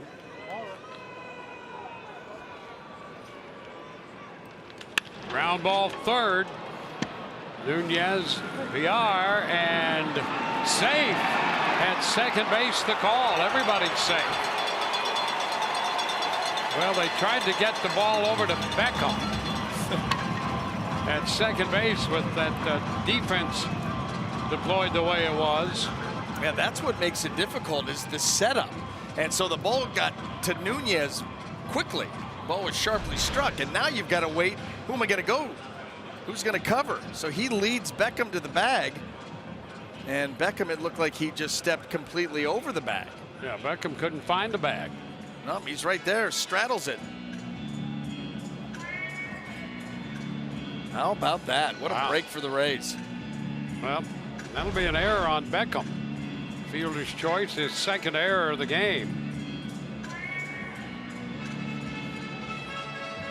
So he's committed 17 errors. And the Rays have something cooking in the 7th inning. Orioles talk it over on the mound. Yeah, Beckham just never found the bag. Nope. Nope, was there in time, but ended up straddling the bag. And how about this? 2 unforced errors. You know, the Orioles cruising right along, a 1-run lead. You get a hit by pitch on a ball that, you know, you're trying to go down and away. It ends up and in. And then you get that play where potentially it could have been a double play. Turns into nothing. I'll see if the Rays can cash in. Adames at the plate. Bounds it the other way. Out of play. Strike 1.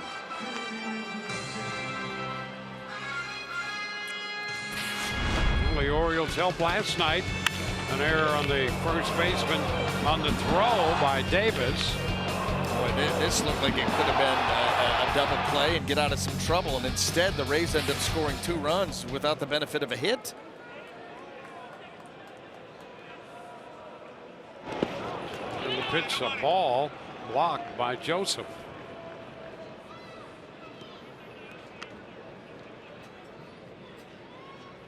The Rays pretty much silent down the middle part of this game after the 2 runs in the first. Now a hit batter and an error on a fielder's choice ground ball, allowing both runners to remain alive. 1 out. Pickoff play at second, and Gomez back in there. Villar breaking to the bag.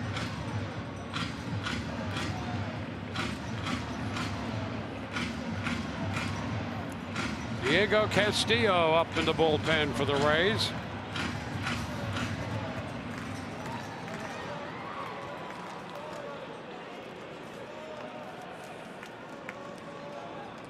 Now it's 2-1.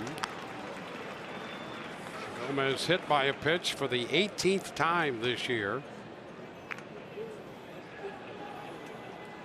He's now at second. Kiermaier at first.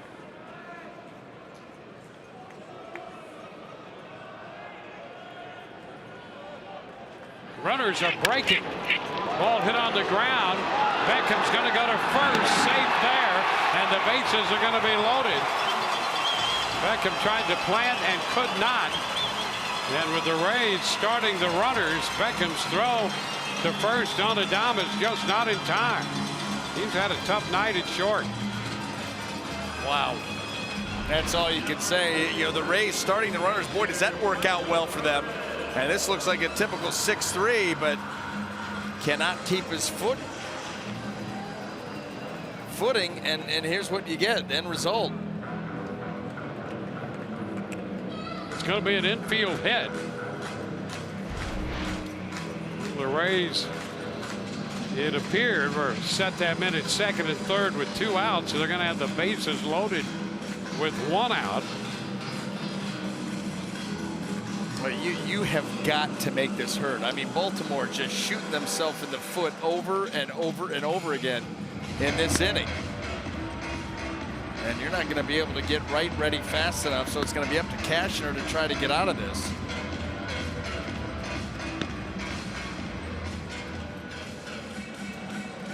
It's Mike Wright Jr. up in the bullpen. Michael Perez at the plate.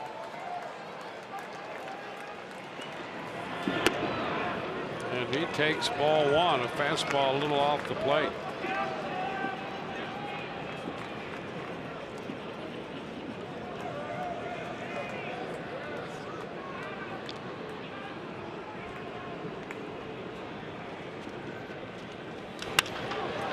Popper into shallow left. Beckham goes out, makes the catch, tagged by Gomez, headed to the plate, the throw way off, and the Rays get the run and tie this game.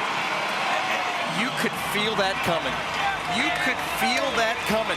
A ball that you're thinking is way too shallow to try to score anybody, but Tim Beckham has had an unbelievably awful night defensively. So Gomez going to challenge him and forces this throw. Not even close. That's a sacrifice fly to the shortstop. When have you seen that? I'll tell you when at some point. Won't be tonight. I've seen it shallower than that. Wow. Yes. Trust me. Yes. So Gomez scores the tying run. Boy, took advantage too, because I don't think Tim Beckham ever thought for a second that he was going to tag up there. Didn't approach it that way. Well, Malik Smith pitch down, ball, no strikes. So Perez made contact, gets the run home. Kiermaier second, Adames at first.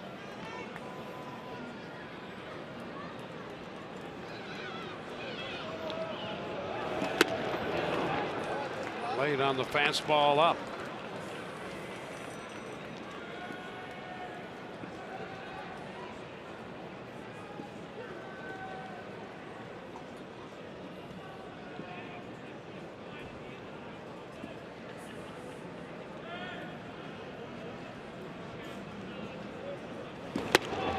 And again, pitch up, 1-2. Couple of firm, angry fastballs by Cashner, the way that this inning has unfolded. And still not out of the woods.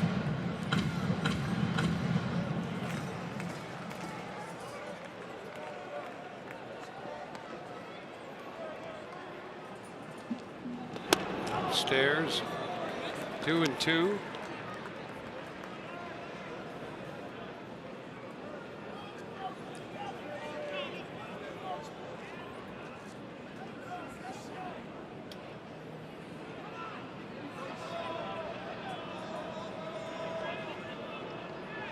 Two. Ground ball, right side, foul ball.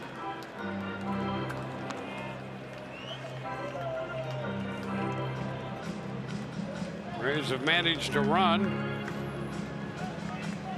on one infield hit.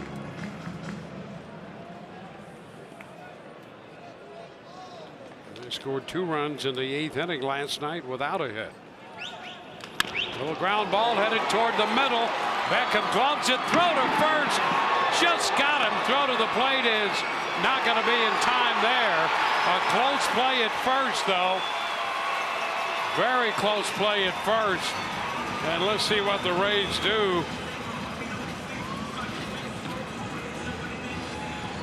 Kiermaier continued to play, running to the plate on that ball hit up the middle. And here's that play at first, pivotal. Oh man, yep. Very close. Yeah, I think that's going to be an out there at first, and that would be the end of the inning.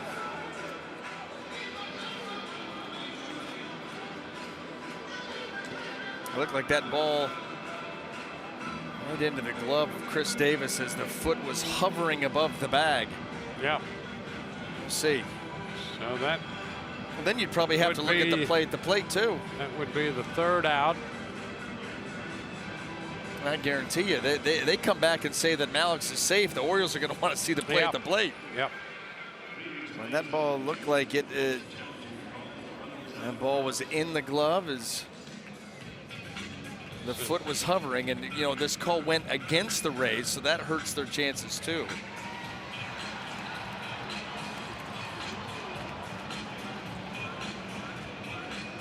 Well, the Orioles just took a look at the replay on the big screen here and are all walking off the field. So they seem convinced. Play under review, and there's the end of that play. The ball going into the glove, into the mitt. You can see that foot clearly. So the Orioles said, we'll see you later. So they've made their call. They certainly have. Here's the official. And there it is.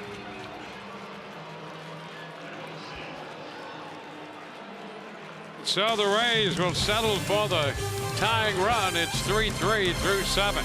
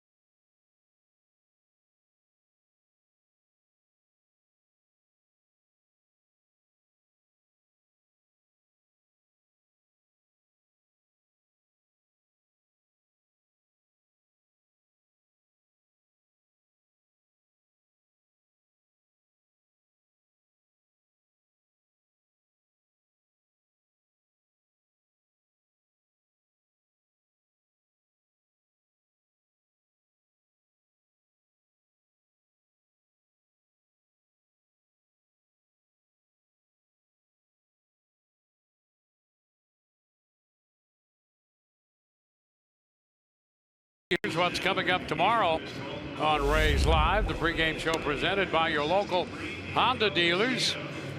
Michelle Margot and Ozzie Timmons get together on the art of base stealing, and Orestes will break down G-Man Choi. Diego Castillo is going to be the new pitcher for the Rays headed into the 8th in what is now a tie game. 5 innings for Beeks. 2 innings for Stanek, the opener, and now it's Castillo. Well, a really good job, too, by Beeks through the middle part of this ball game, and now tied up. You go to the power arms at the back end. At least the power arm in Diego Castillo. He's on for the 26th time, 33 punch outs, 29 innings. What a frustrating night for Cashner. You know, a couple of innings that the Rays have been able to score off of him, and all of the errors and misplays in those innings. He had a stretch retiring 18 out of 19. Now the first pitch to Villar is strike 1. Well, and it started with the hit by pitch on Gomez. Yep. Slowly unraveled from there. Fortunate that the Rays only scored the 1 run. And a big cut there, 0-2. Tanner Scott, hard throwing lefty, busy in the bullpen down there under the eye of Alan Mills, their bullpen coach.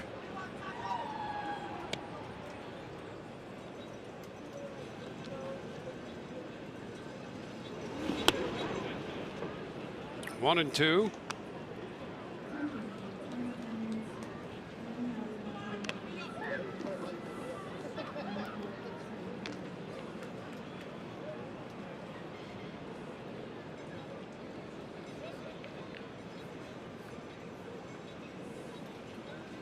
That's a line drive. Oh, what a catch by Bowers. A reaction play to be sure. A leaping catch. Put a star on that one for Bowers. Oh, nothing, he says. What a job. Take another look. That ball was smoked.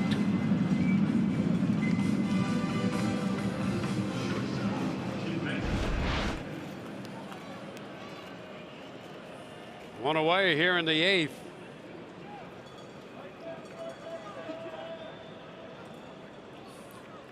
And now Tim Beckham.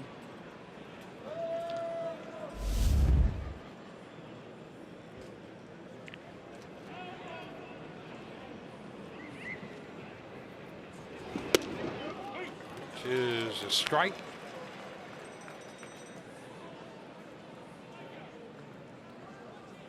Well, Beckham with a home run in the first inning. He's walked and struck out since.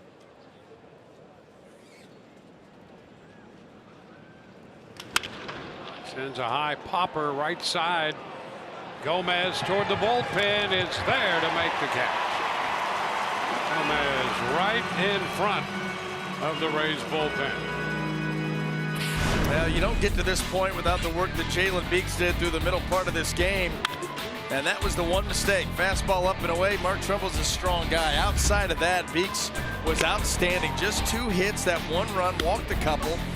Did pick up 3 strikeouts, but did a great job of mixing and matching with his pitches. Looked a lot like we saw him his last time out. Very impressive 5 innings before handing it over here to Castillo. So 2 up, 2 down, and now it's Adam Jones. Jones, one of the 3 home runs hit by Orioles hitters tonight. Pitch is down. Beckham and Jones went back to back in the first. Trumbo hit 1 in the 4th. And the game tied, 2 outs into the 8th.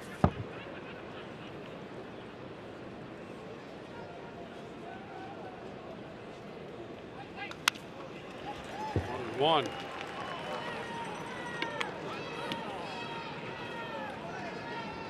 Three runs, 4 hits, 3 errors for Baltimore. 3 runs, 4 hits, no errors committed by the Rays.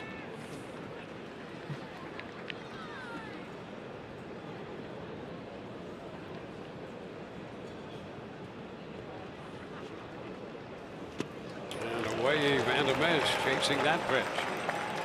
Well, you already know by pure reputation that Adam Jones doesn't take many walks, a free swinger, and so you're giving him pitches that appear to be strikes, ultimately are not, and you're getting the chase. And I would expect that to continue.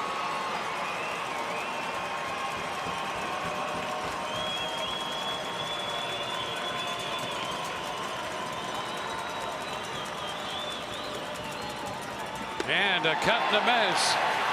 So he strikes him out. We're headed into the bottom of the 8th. The 1-2-3 inning for Castillo.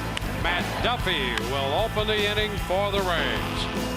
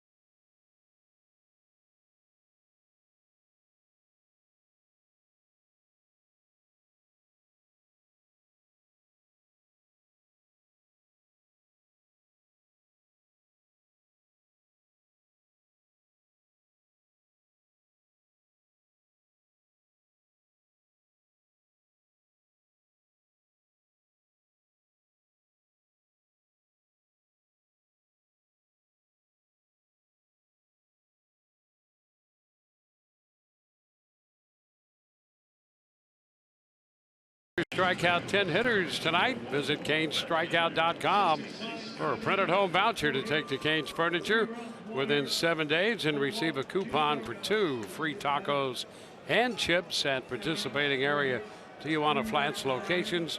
Restrictions apply. Ray's going to see the hard-throwing left-hander Tanner Scott here in the 8th with Matt Duffy set to step in. A big strikeout numbers, 50 of them, 34 to third, with the ERA at 5.77, so he is vulnerable. And a base hit into left center field. Mancini cutting to his left to cut it off. And there's a start. Matt Duffy jumping on the first pitch.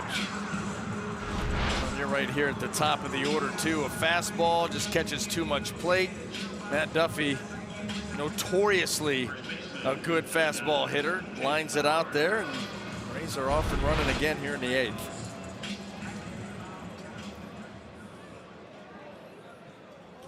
Jake Bauers drove in a run in the first inning when the Rays scored 2. Pulled to a 2-2 tie. Tied 3-3 now. Fastball away at 97. Sergio Romo up in the bullpen for the Rays. That's Mike Wright Jr. up down the left field line for the Orioles.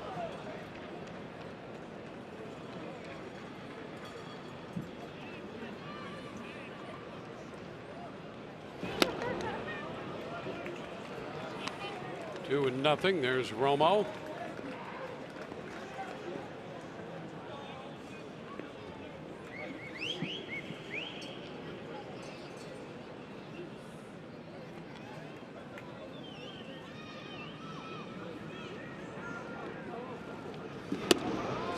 Strike around the knees. Some low heat there. 97 from Tanner Scott.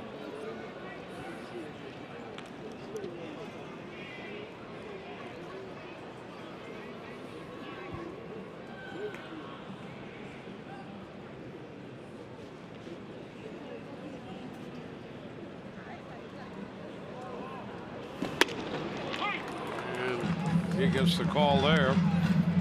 2-2.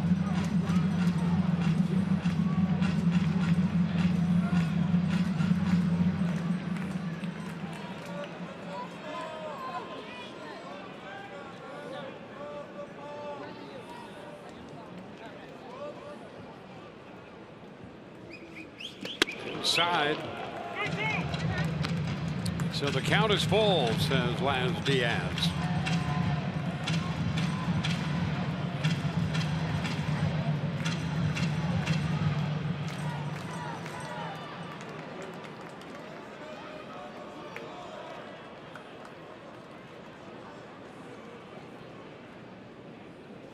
And a cut and a miss.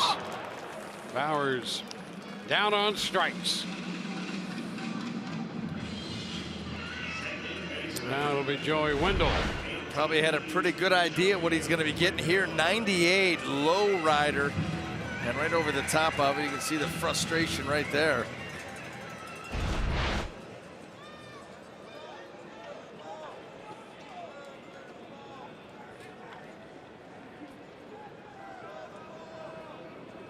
And the Rays with another lefty up here, Wendell. Choi on deck.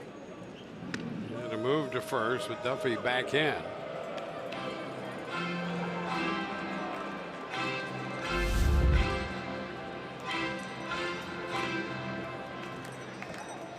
Nine hits total in the game, 5 for the Rays, 4 for Baltimore.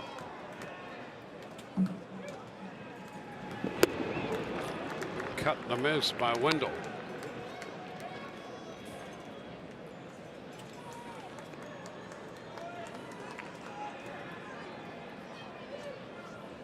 Wendell is 11 of 39 against left-handed pitching. It's 282. And there's a base hit shot back through the middle against the lefty. Duffy stops at second. So Wendell stays with that one and singles into center. What makes Joey Wendell effective against lefty, especially in high leverage situations, is his ability to stay on the baseball. Doesn't try to get greedy and pull off.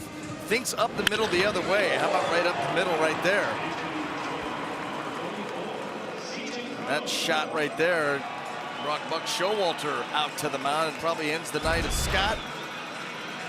C.J. Crone has been announced as a pinch hitter for Troy. Call to the bullpen brought to you by the Florida Lottery.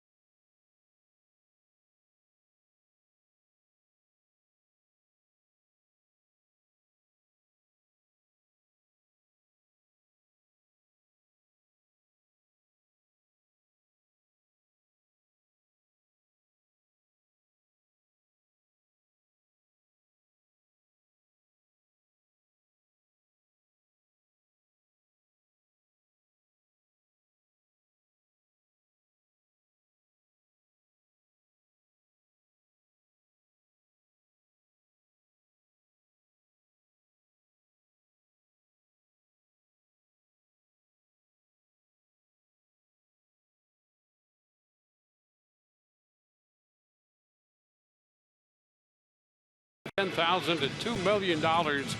So unleash the excitement anytime. The Florida Lottery, it's your ticket. Claim it. The matchup will be Mike Wright Jr. and C.J. Crone. And an interesting matchup it is. Crone is 0 for 7 against Mike Wright Jr., but he's been hit 3 times by him. And somewhere in there has a run batted in. So he will hit with men at first and second and 1 out in a tie game in the bottom of the 8th. Obviously, Wright Jr. looking to work C.J. Crone middle in. Ball's getting away from him.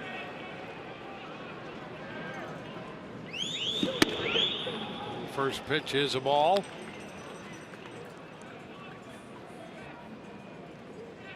Duffy, the runner, at second. Wendell, the trailing runner.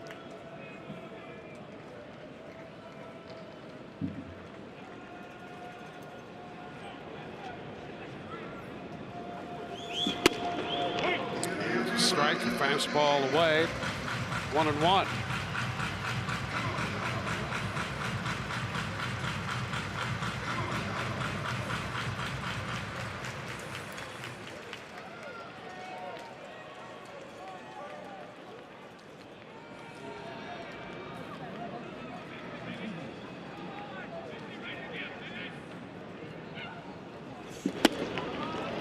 Balls and a strike. When you look at Mike Wright Jr.'s last couple of outings, has not been very sharp. That's covered an inning and a third. He's given up 4 hits, 4 earned runs. No strikeouts in those outings and a walk. And C.J. Crone working here with an advantageous count. And this one is wide, 3-1. Well, with the recent trades by Baltimore, it's pretty much open auditions in the Baltimore bullpen now. Well, and from what we've seen from last night into tonight, nobody really taking the bull by the horns at this point. Gomez on deck. Oh, you're C.J. Crone. You are sitting. You want that fastball in your juice zone. 3-1. Be picky. Be greedy. And a swing and just a little piece of that one. That had plenty of plate. Yes, it did. I mean, that's what you're begging for. That right here. Here's the gift. 94 middle and just a hair underneath it.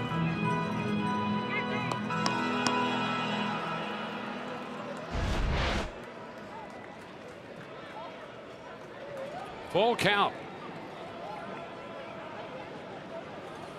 And here it is. Fouled away. The fastball splitting the plate up a bit.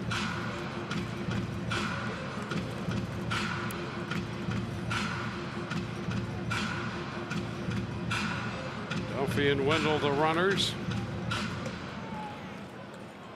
Wright Jr. facing his first hitter in this game. Has gone 3-2 to Crone.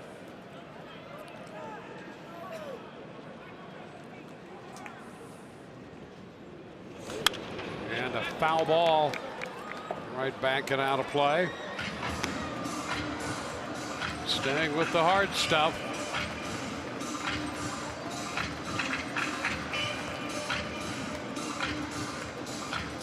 Kastner 7, Scott a third.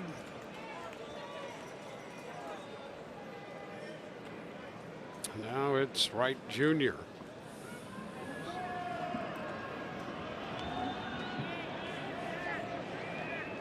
And again with the 3-2, he strikes him out. Fastball away, a little bit off the plate. And Crone is down on strikes. Yeah, the beneficiary of getting a hitter into swing mode. All of a sudden he swings, swing, and then anything close, you may be able to get a chase, and that ball was off the plate, more than likely going to be ball 4. But Crone goes after it, and I think right there realizing went a little too far. Now it's Carlos Gomez with 2 outs and 2 men on.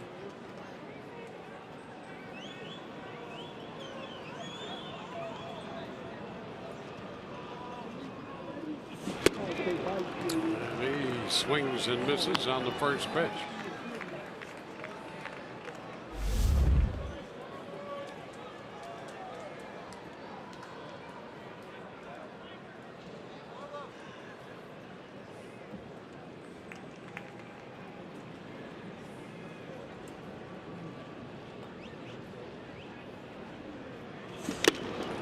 Cutting a miss.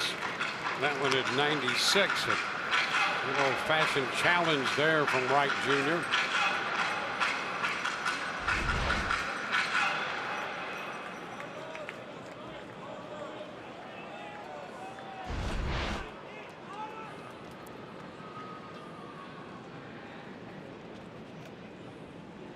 Now the 0-2 takes it up.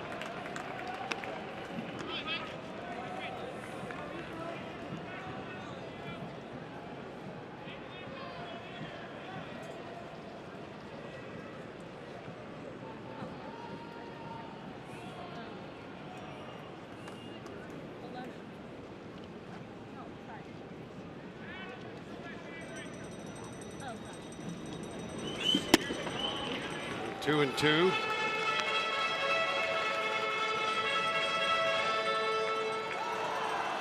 A couple of shots out of the zone there to square it.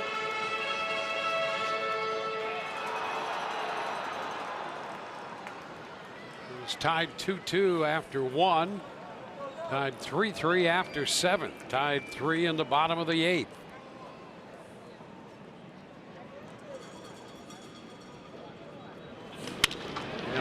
Into right field. Here comes Valencia. That's going to fall for a base hit. Duffy's going to score. Throw to second's going to be safe. The call. The Rays have taken the lead.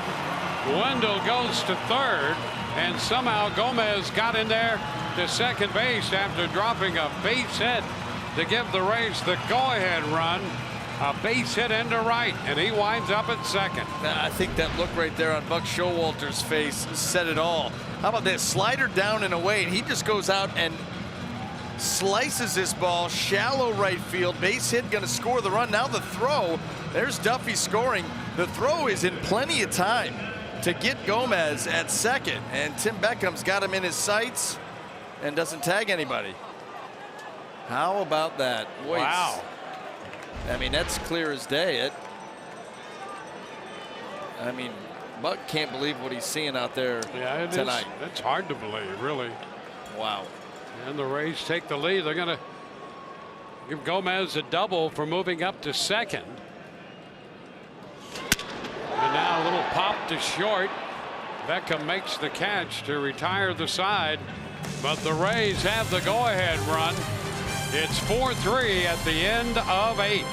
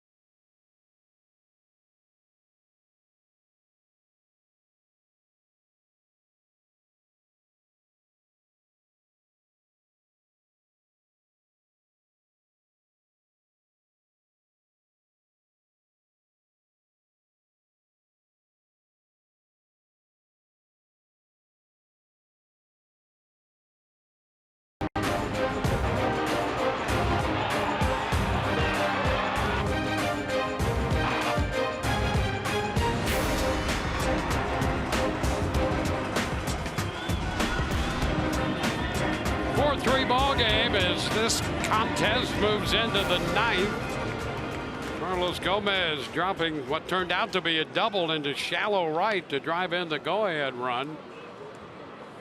And the Rays have this 4-3 lead and send Sergio Romo to the mound here to begin the 9th.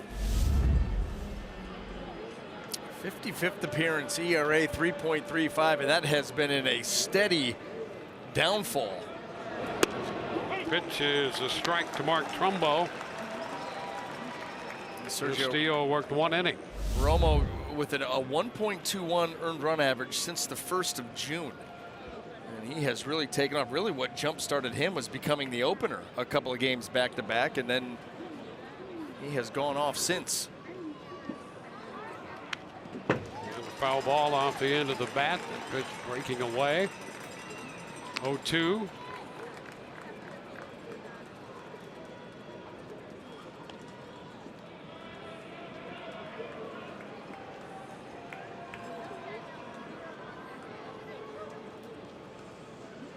Stanek 2, Beeks 5, Castillo 1, and now Romo.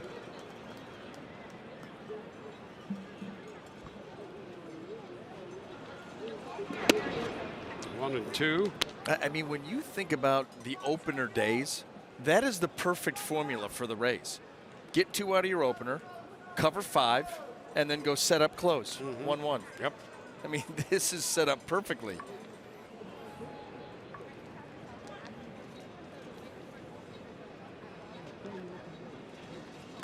That's a liner into left. That's going to drop in front of Smith for a base hit. And Trumbo is aboard to begin the 9th inning. Hit number 5 for Baltimore. Coming up on Rays Live, the postgame presented by WB Mason. Rich and Orestes along to anchor the coverage. Carlos Gomez coming up clutch so far tonight.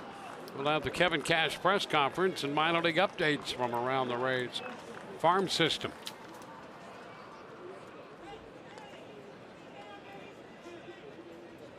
Jace Peterson running at first for Trumbo.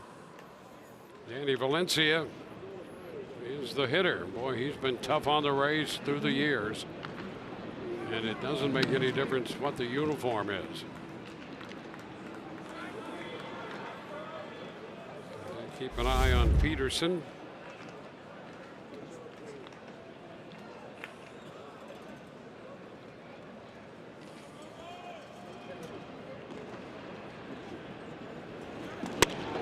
Here's a strike to Valencia.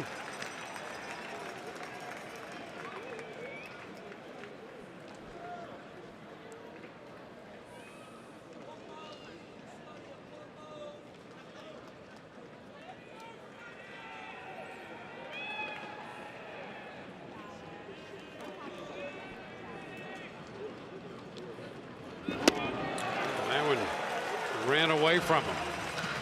0-2. That's where Romo has been very good with that breaking ball. You know, he left the one out over the plate to Trumbo, but we have not seen that very often from him.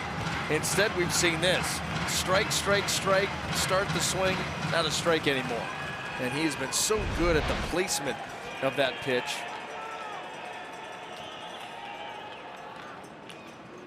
Again to Peterson, pinch running for Trumbo.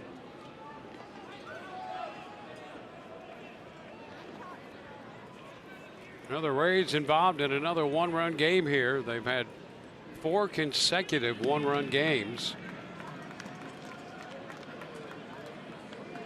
47 one-run games on the year for the Rays. 47.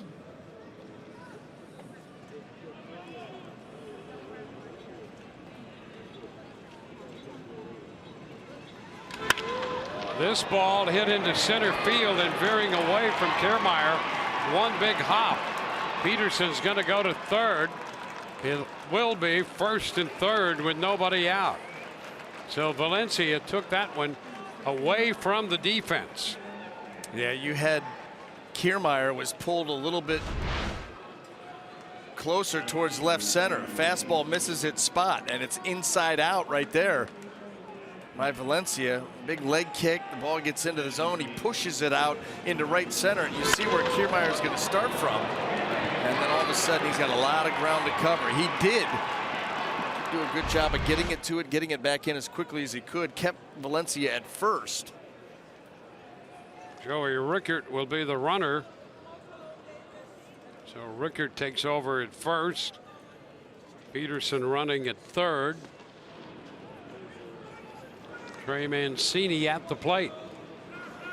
There goes the runner, and there is no throw. Ball popping away from Perez. That's a steal for Rickert. Now it's second and third. And a 1-0 count on Mancini.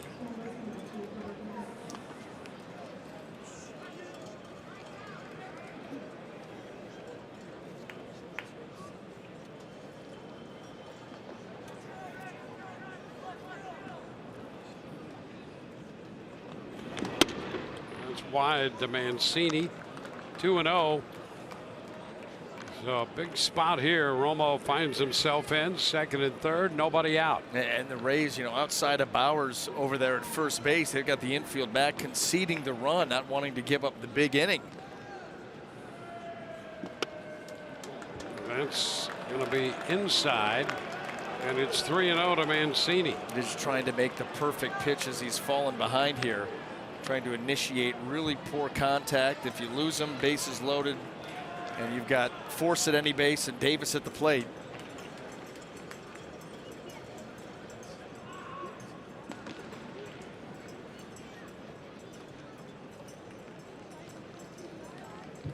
.30, and it's a strike. Alvarado has been up in the bullpen down the right field line.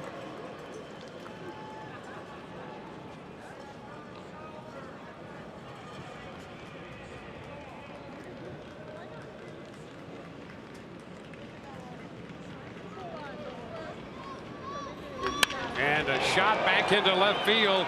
Smith on the run, lays it out, and the ball's by him. Peterson scores. Rickert will score.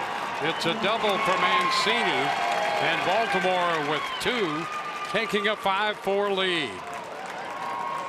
Mancini picking up his 15th double. Drives in 2, and that's going to be it for Romo. Uncharacteristic mistakes from Sergio Romo. This breaking ball right here stays over the inner half.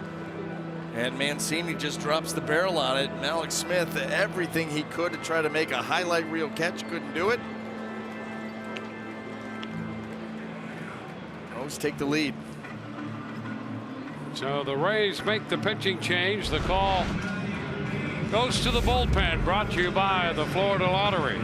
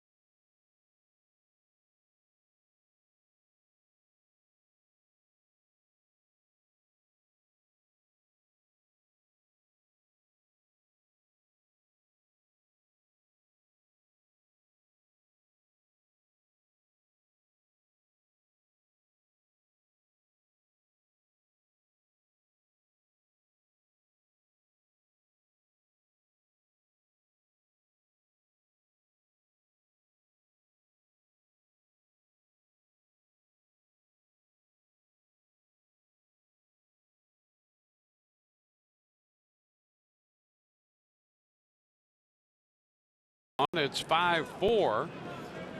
See the Rays 21 and 26 in one-run games. They played 47 of them. Kevin Cash has gone to the bullpen for Jose Alvarado. Chris Davis at the plate. 2 runs in. Mancini, the runner, at second. The fastball is in for a strike.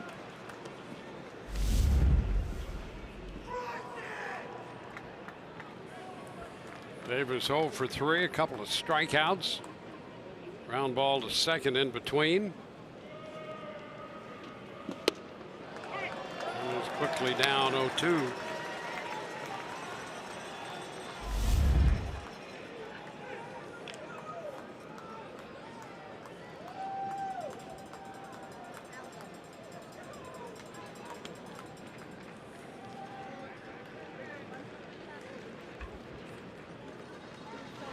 Upstairs, 1 ball, 2 strikes.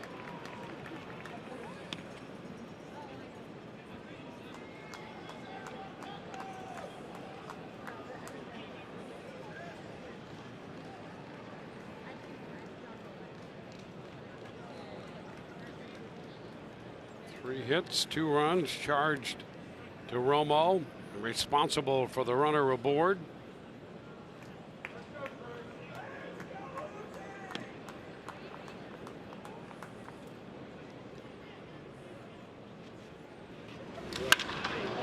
Shot to center field.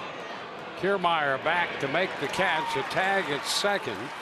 Mancini will advance to third. And that's the first out of the inning.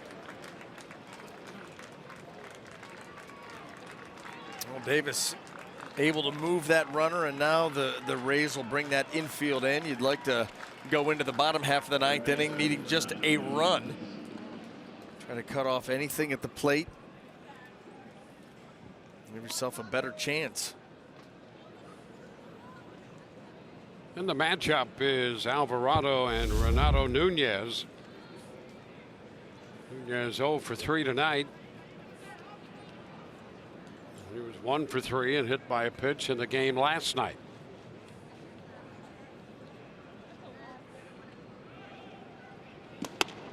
And takes a fastball at 99. Top of the zone, straighten him up a little bit. That Didn't caught it? his attention. Yes, it did. I was thinking the same thing, like, okay, well, let's go to work.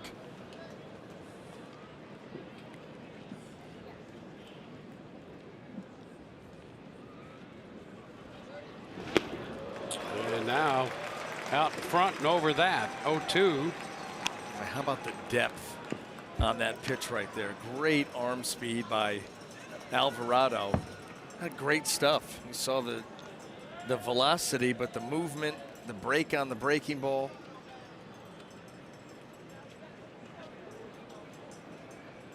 I want to climb.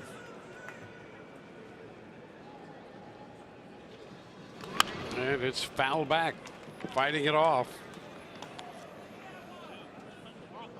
But what this ends up doing for a pitcher out there with Alvarado's stuff, because you've got the count in your favor 0-2, you can go a little higher. You can try to take that fastball up just a hair and see if you'll be willing to go after it and miss this one, or you can go right back down with the breaking ball. You've got two great options here to try to end this at bat with the strikeout, which is what you need right now.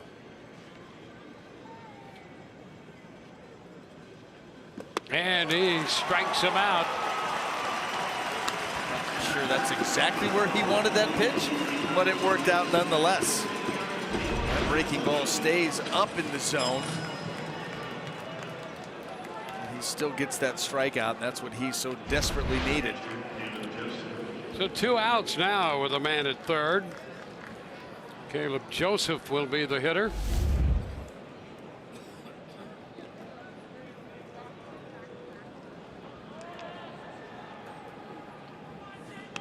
Mancini down at third base.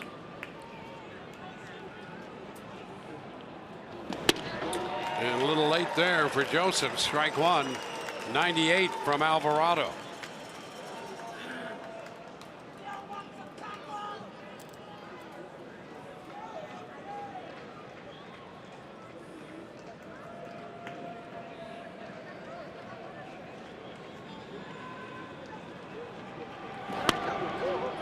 Lays off that one upstairs, 1-1.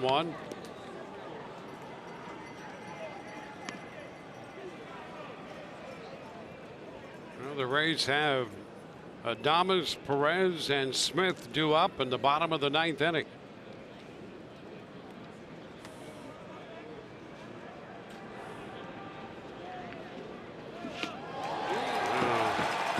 One and two.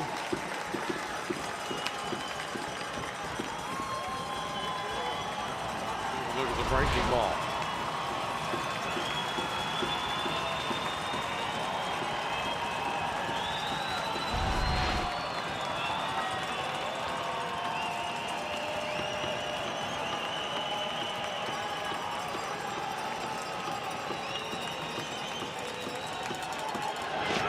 This is down and covered up by Perez.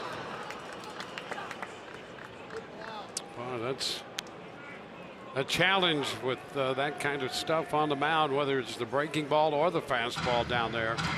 Boy, it gets on you so quickly, and you got that runner at third. As Diaz giving Michael Perez a couple extra moments here to compose himself.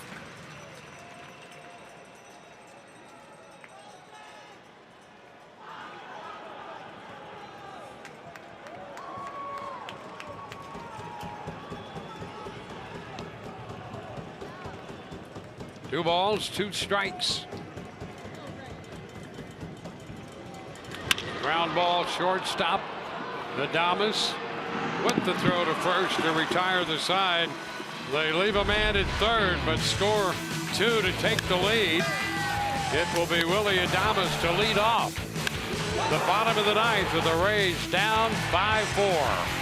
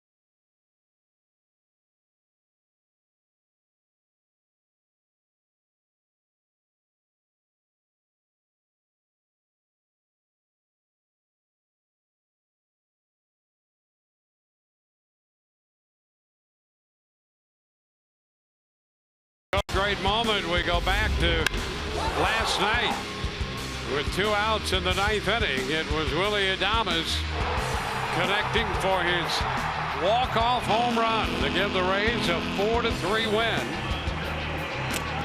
Taking the first game of this series. He's going to lead off the bottom of the 9th inning tonight with the Rays down by a run, 5-4. Joey Rickert takes over in right field. He was the runner for Valencia. Michael Gibbons makes his 51st appearance. Pitcher number 4. And the first pitch, a line drive, and it's caught by Beckham. Adames hit the ball on the button, and this time Beckham made the grab. Well, the Rays, you know, when they were just up in Baltimore, series did not go very well for them. That's well documented, but they put together a couple of good innings of hitting off of Michael Gibbons. He pitched 2 innings in that series. They got 4 hits, 3 runs off of him. So they've had some good at-bats here recently. Good at-bat there, just right at the shortstop. Perez takes the ball. 1 ball, no strikes.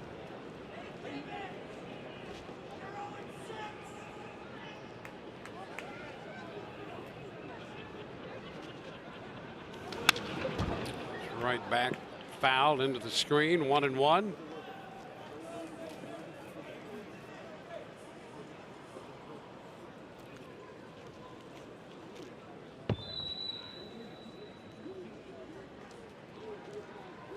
Mike Wright Jr., the pitcher of record for Baltimore.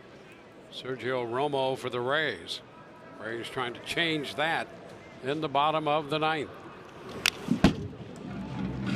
1-2.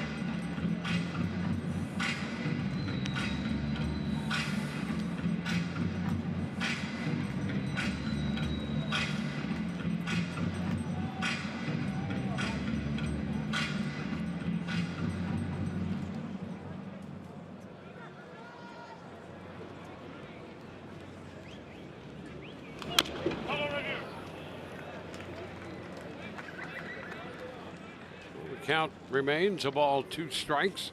There's Malik Smith on deck.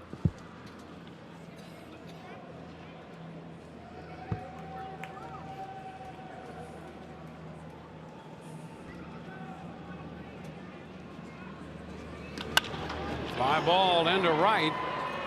Rickard first into the game makes the catch. So 2 up, 2 down against Gibbons, and the Rays are down to their final out.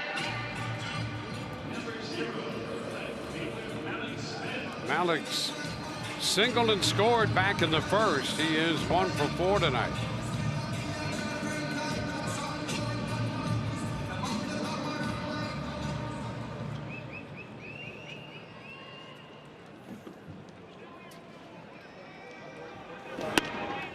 The pitch away. Ball, no strikes.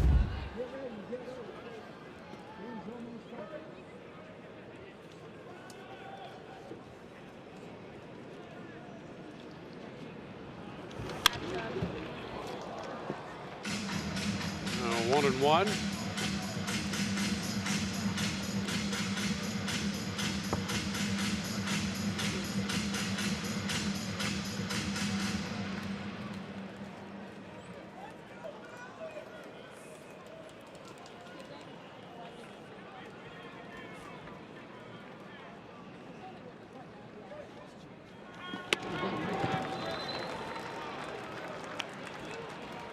Ball, 2 strikes. Rays down to their final strike. Needing a run.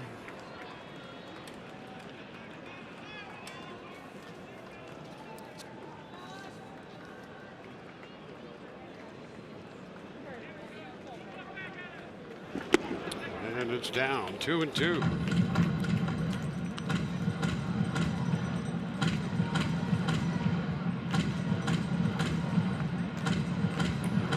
In the Orioles, 7-7 in the season series. Orioles lead by 1. Matt Duffy hoping to get another at bat tonight. 2-2. Alex Smith sends it down the left field line toward the corner and out of play. Mancini trying to run it down.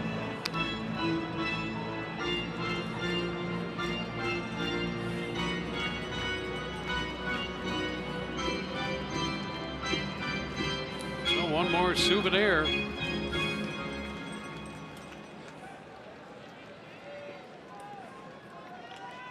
And Malik gets another pitch.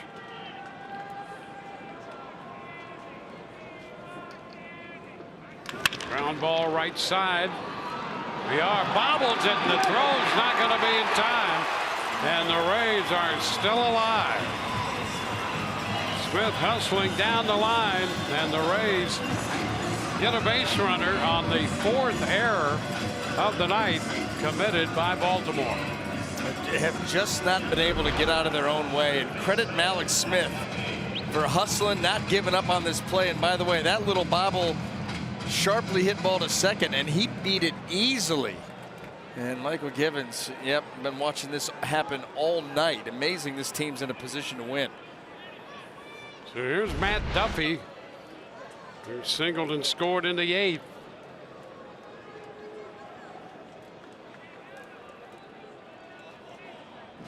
And Malik's back in.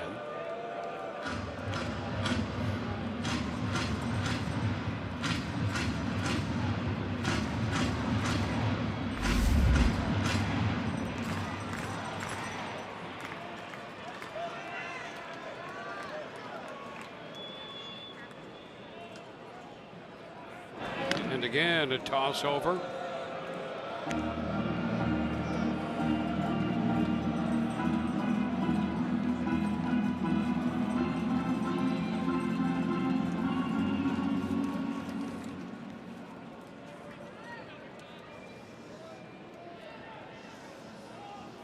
There goes Malik's. The pitch is a ball. The throw is high. Into center field it goes, and Malik's on his way to third. And the Rays have the potential tying run at third base now.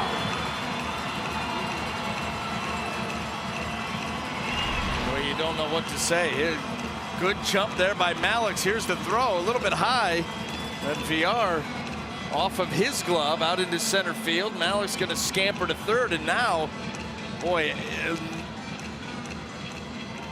a lot of different ways you can score that run from third. That ball just right off the glove. Should have been flagged down. Not going to get him, but at least been caught. Well, another error on the board. 5 errors tonight by Baltimore. 1-0 the count to Duffy, and a line drive to the second baseman will end this one. So VR makes the catch, and this game is over. The Orioles committed as many errors as runs scored and managed to win it 5-4. Here's the final out. Are you kidding me? I mean, a line drive right to VR. How many times do you win a game committing 5 errors? So Wright will get the win, Romo the loss, Givens the save. 5-4. Took 2 hours and 52 minutes to play it. Same 2 teams tomorrow. Hope you've enjoyed the telecast. If not the outcome, Brian Anderson, Dwayne Stetson. Rays Live, the post game is next.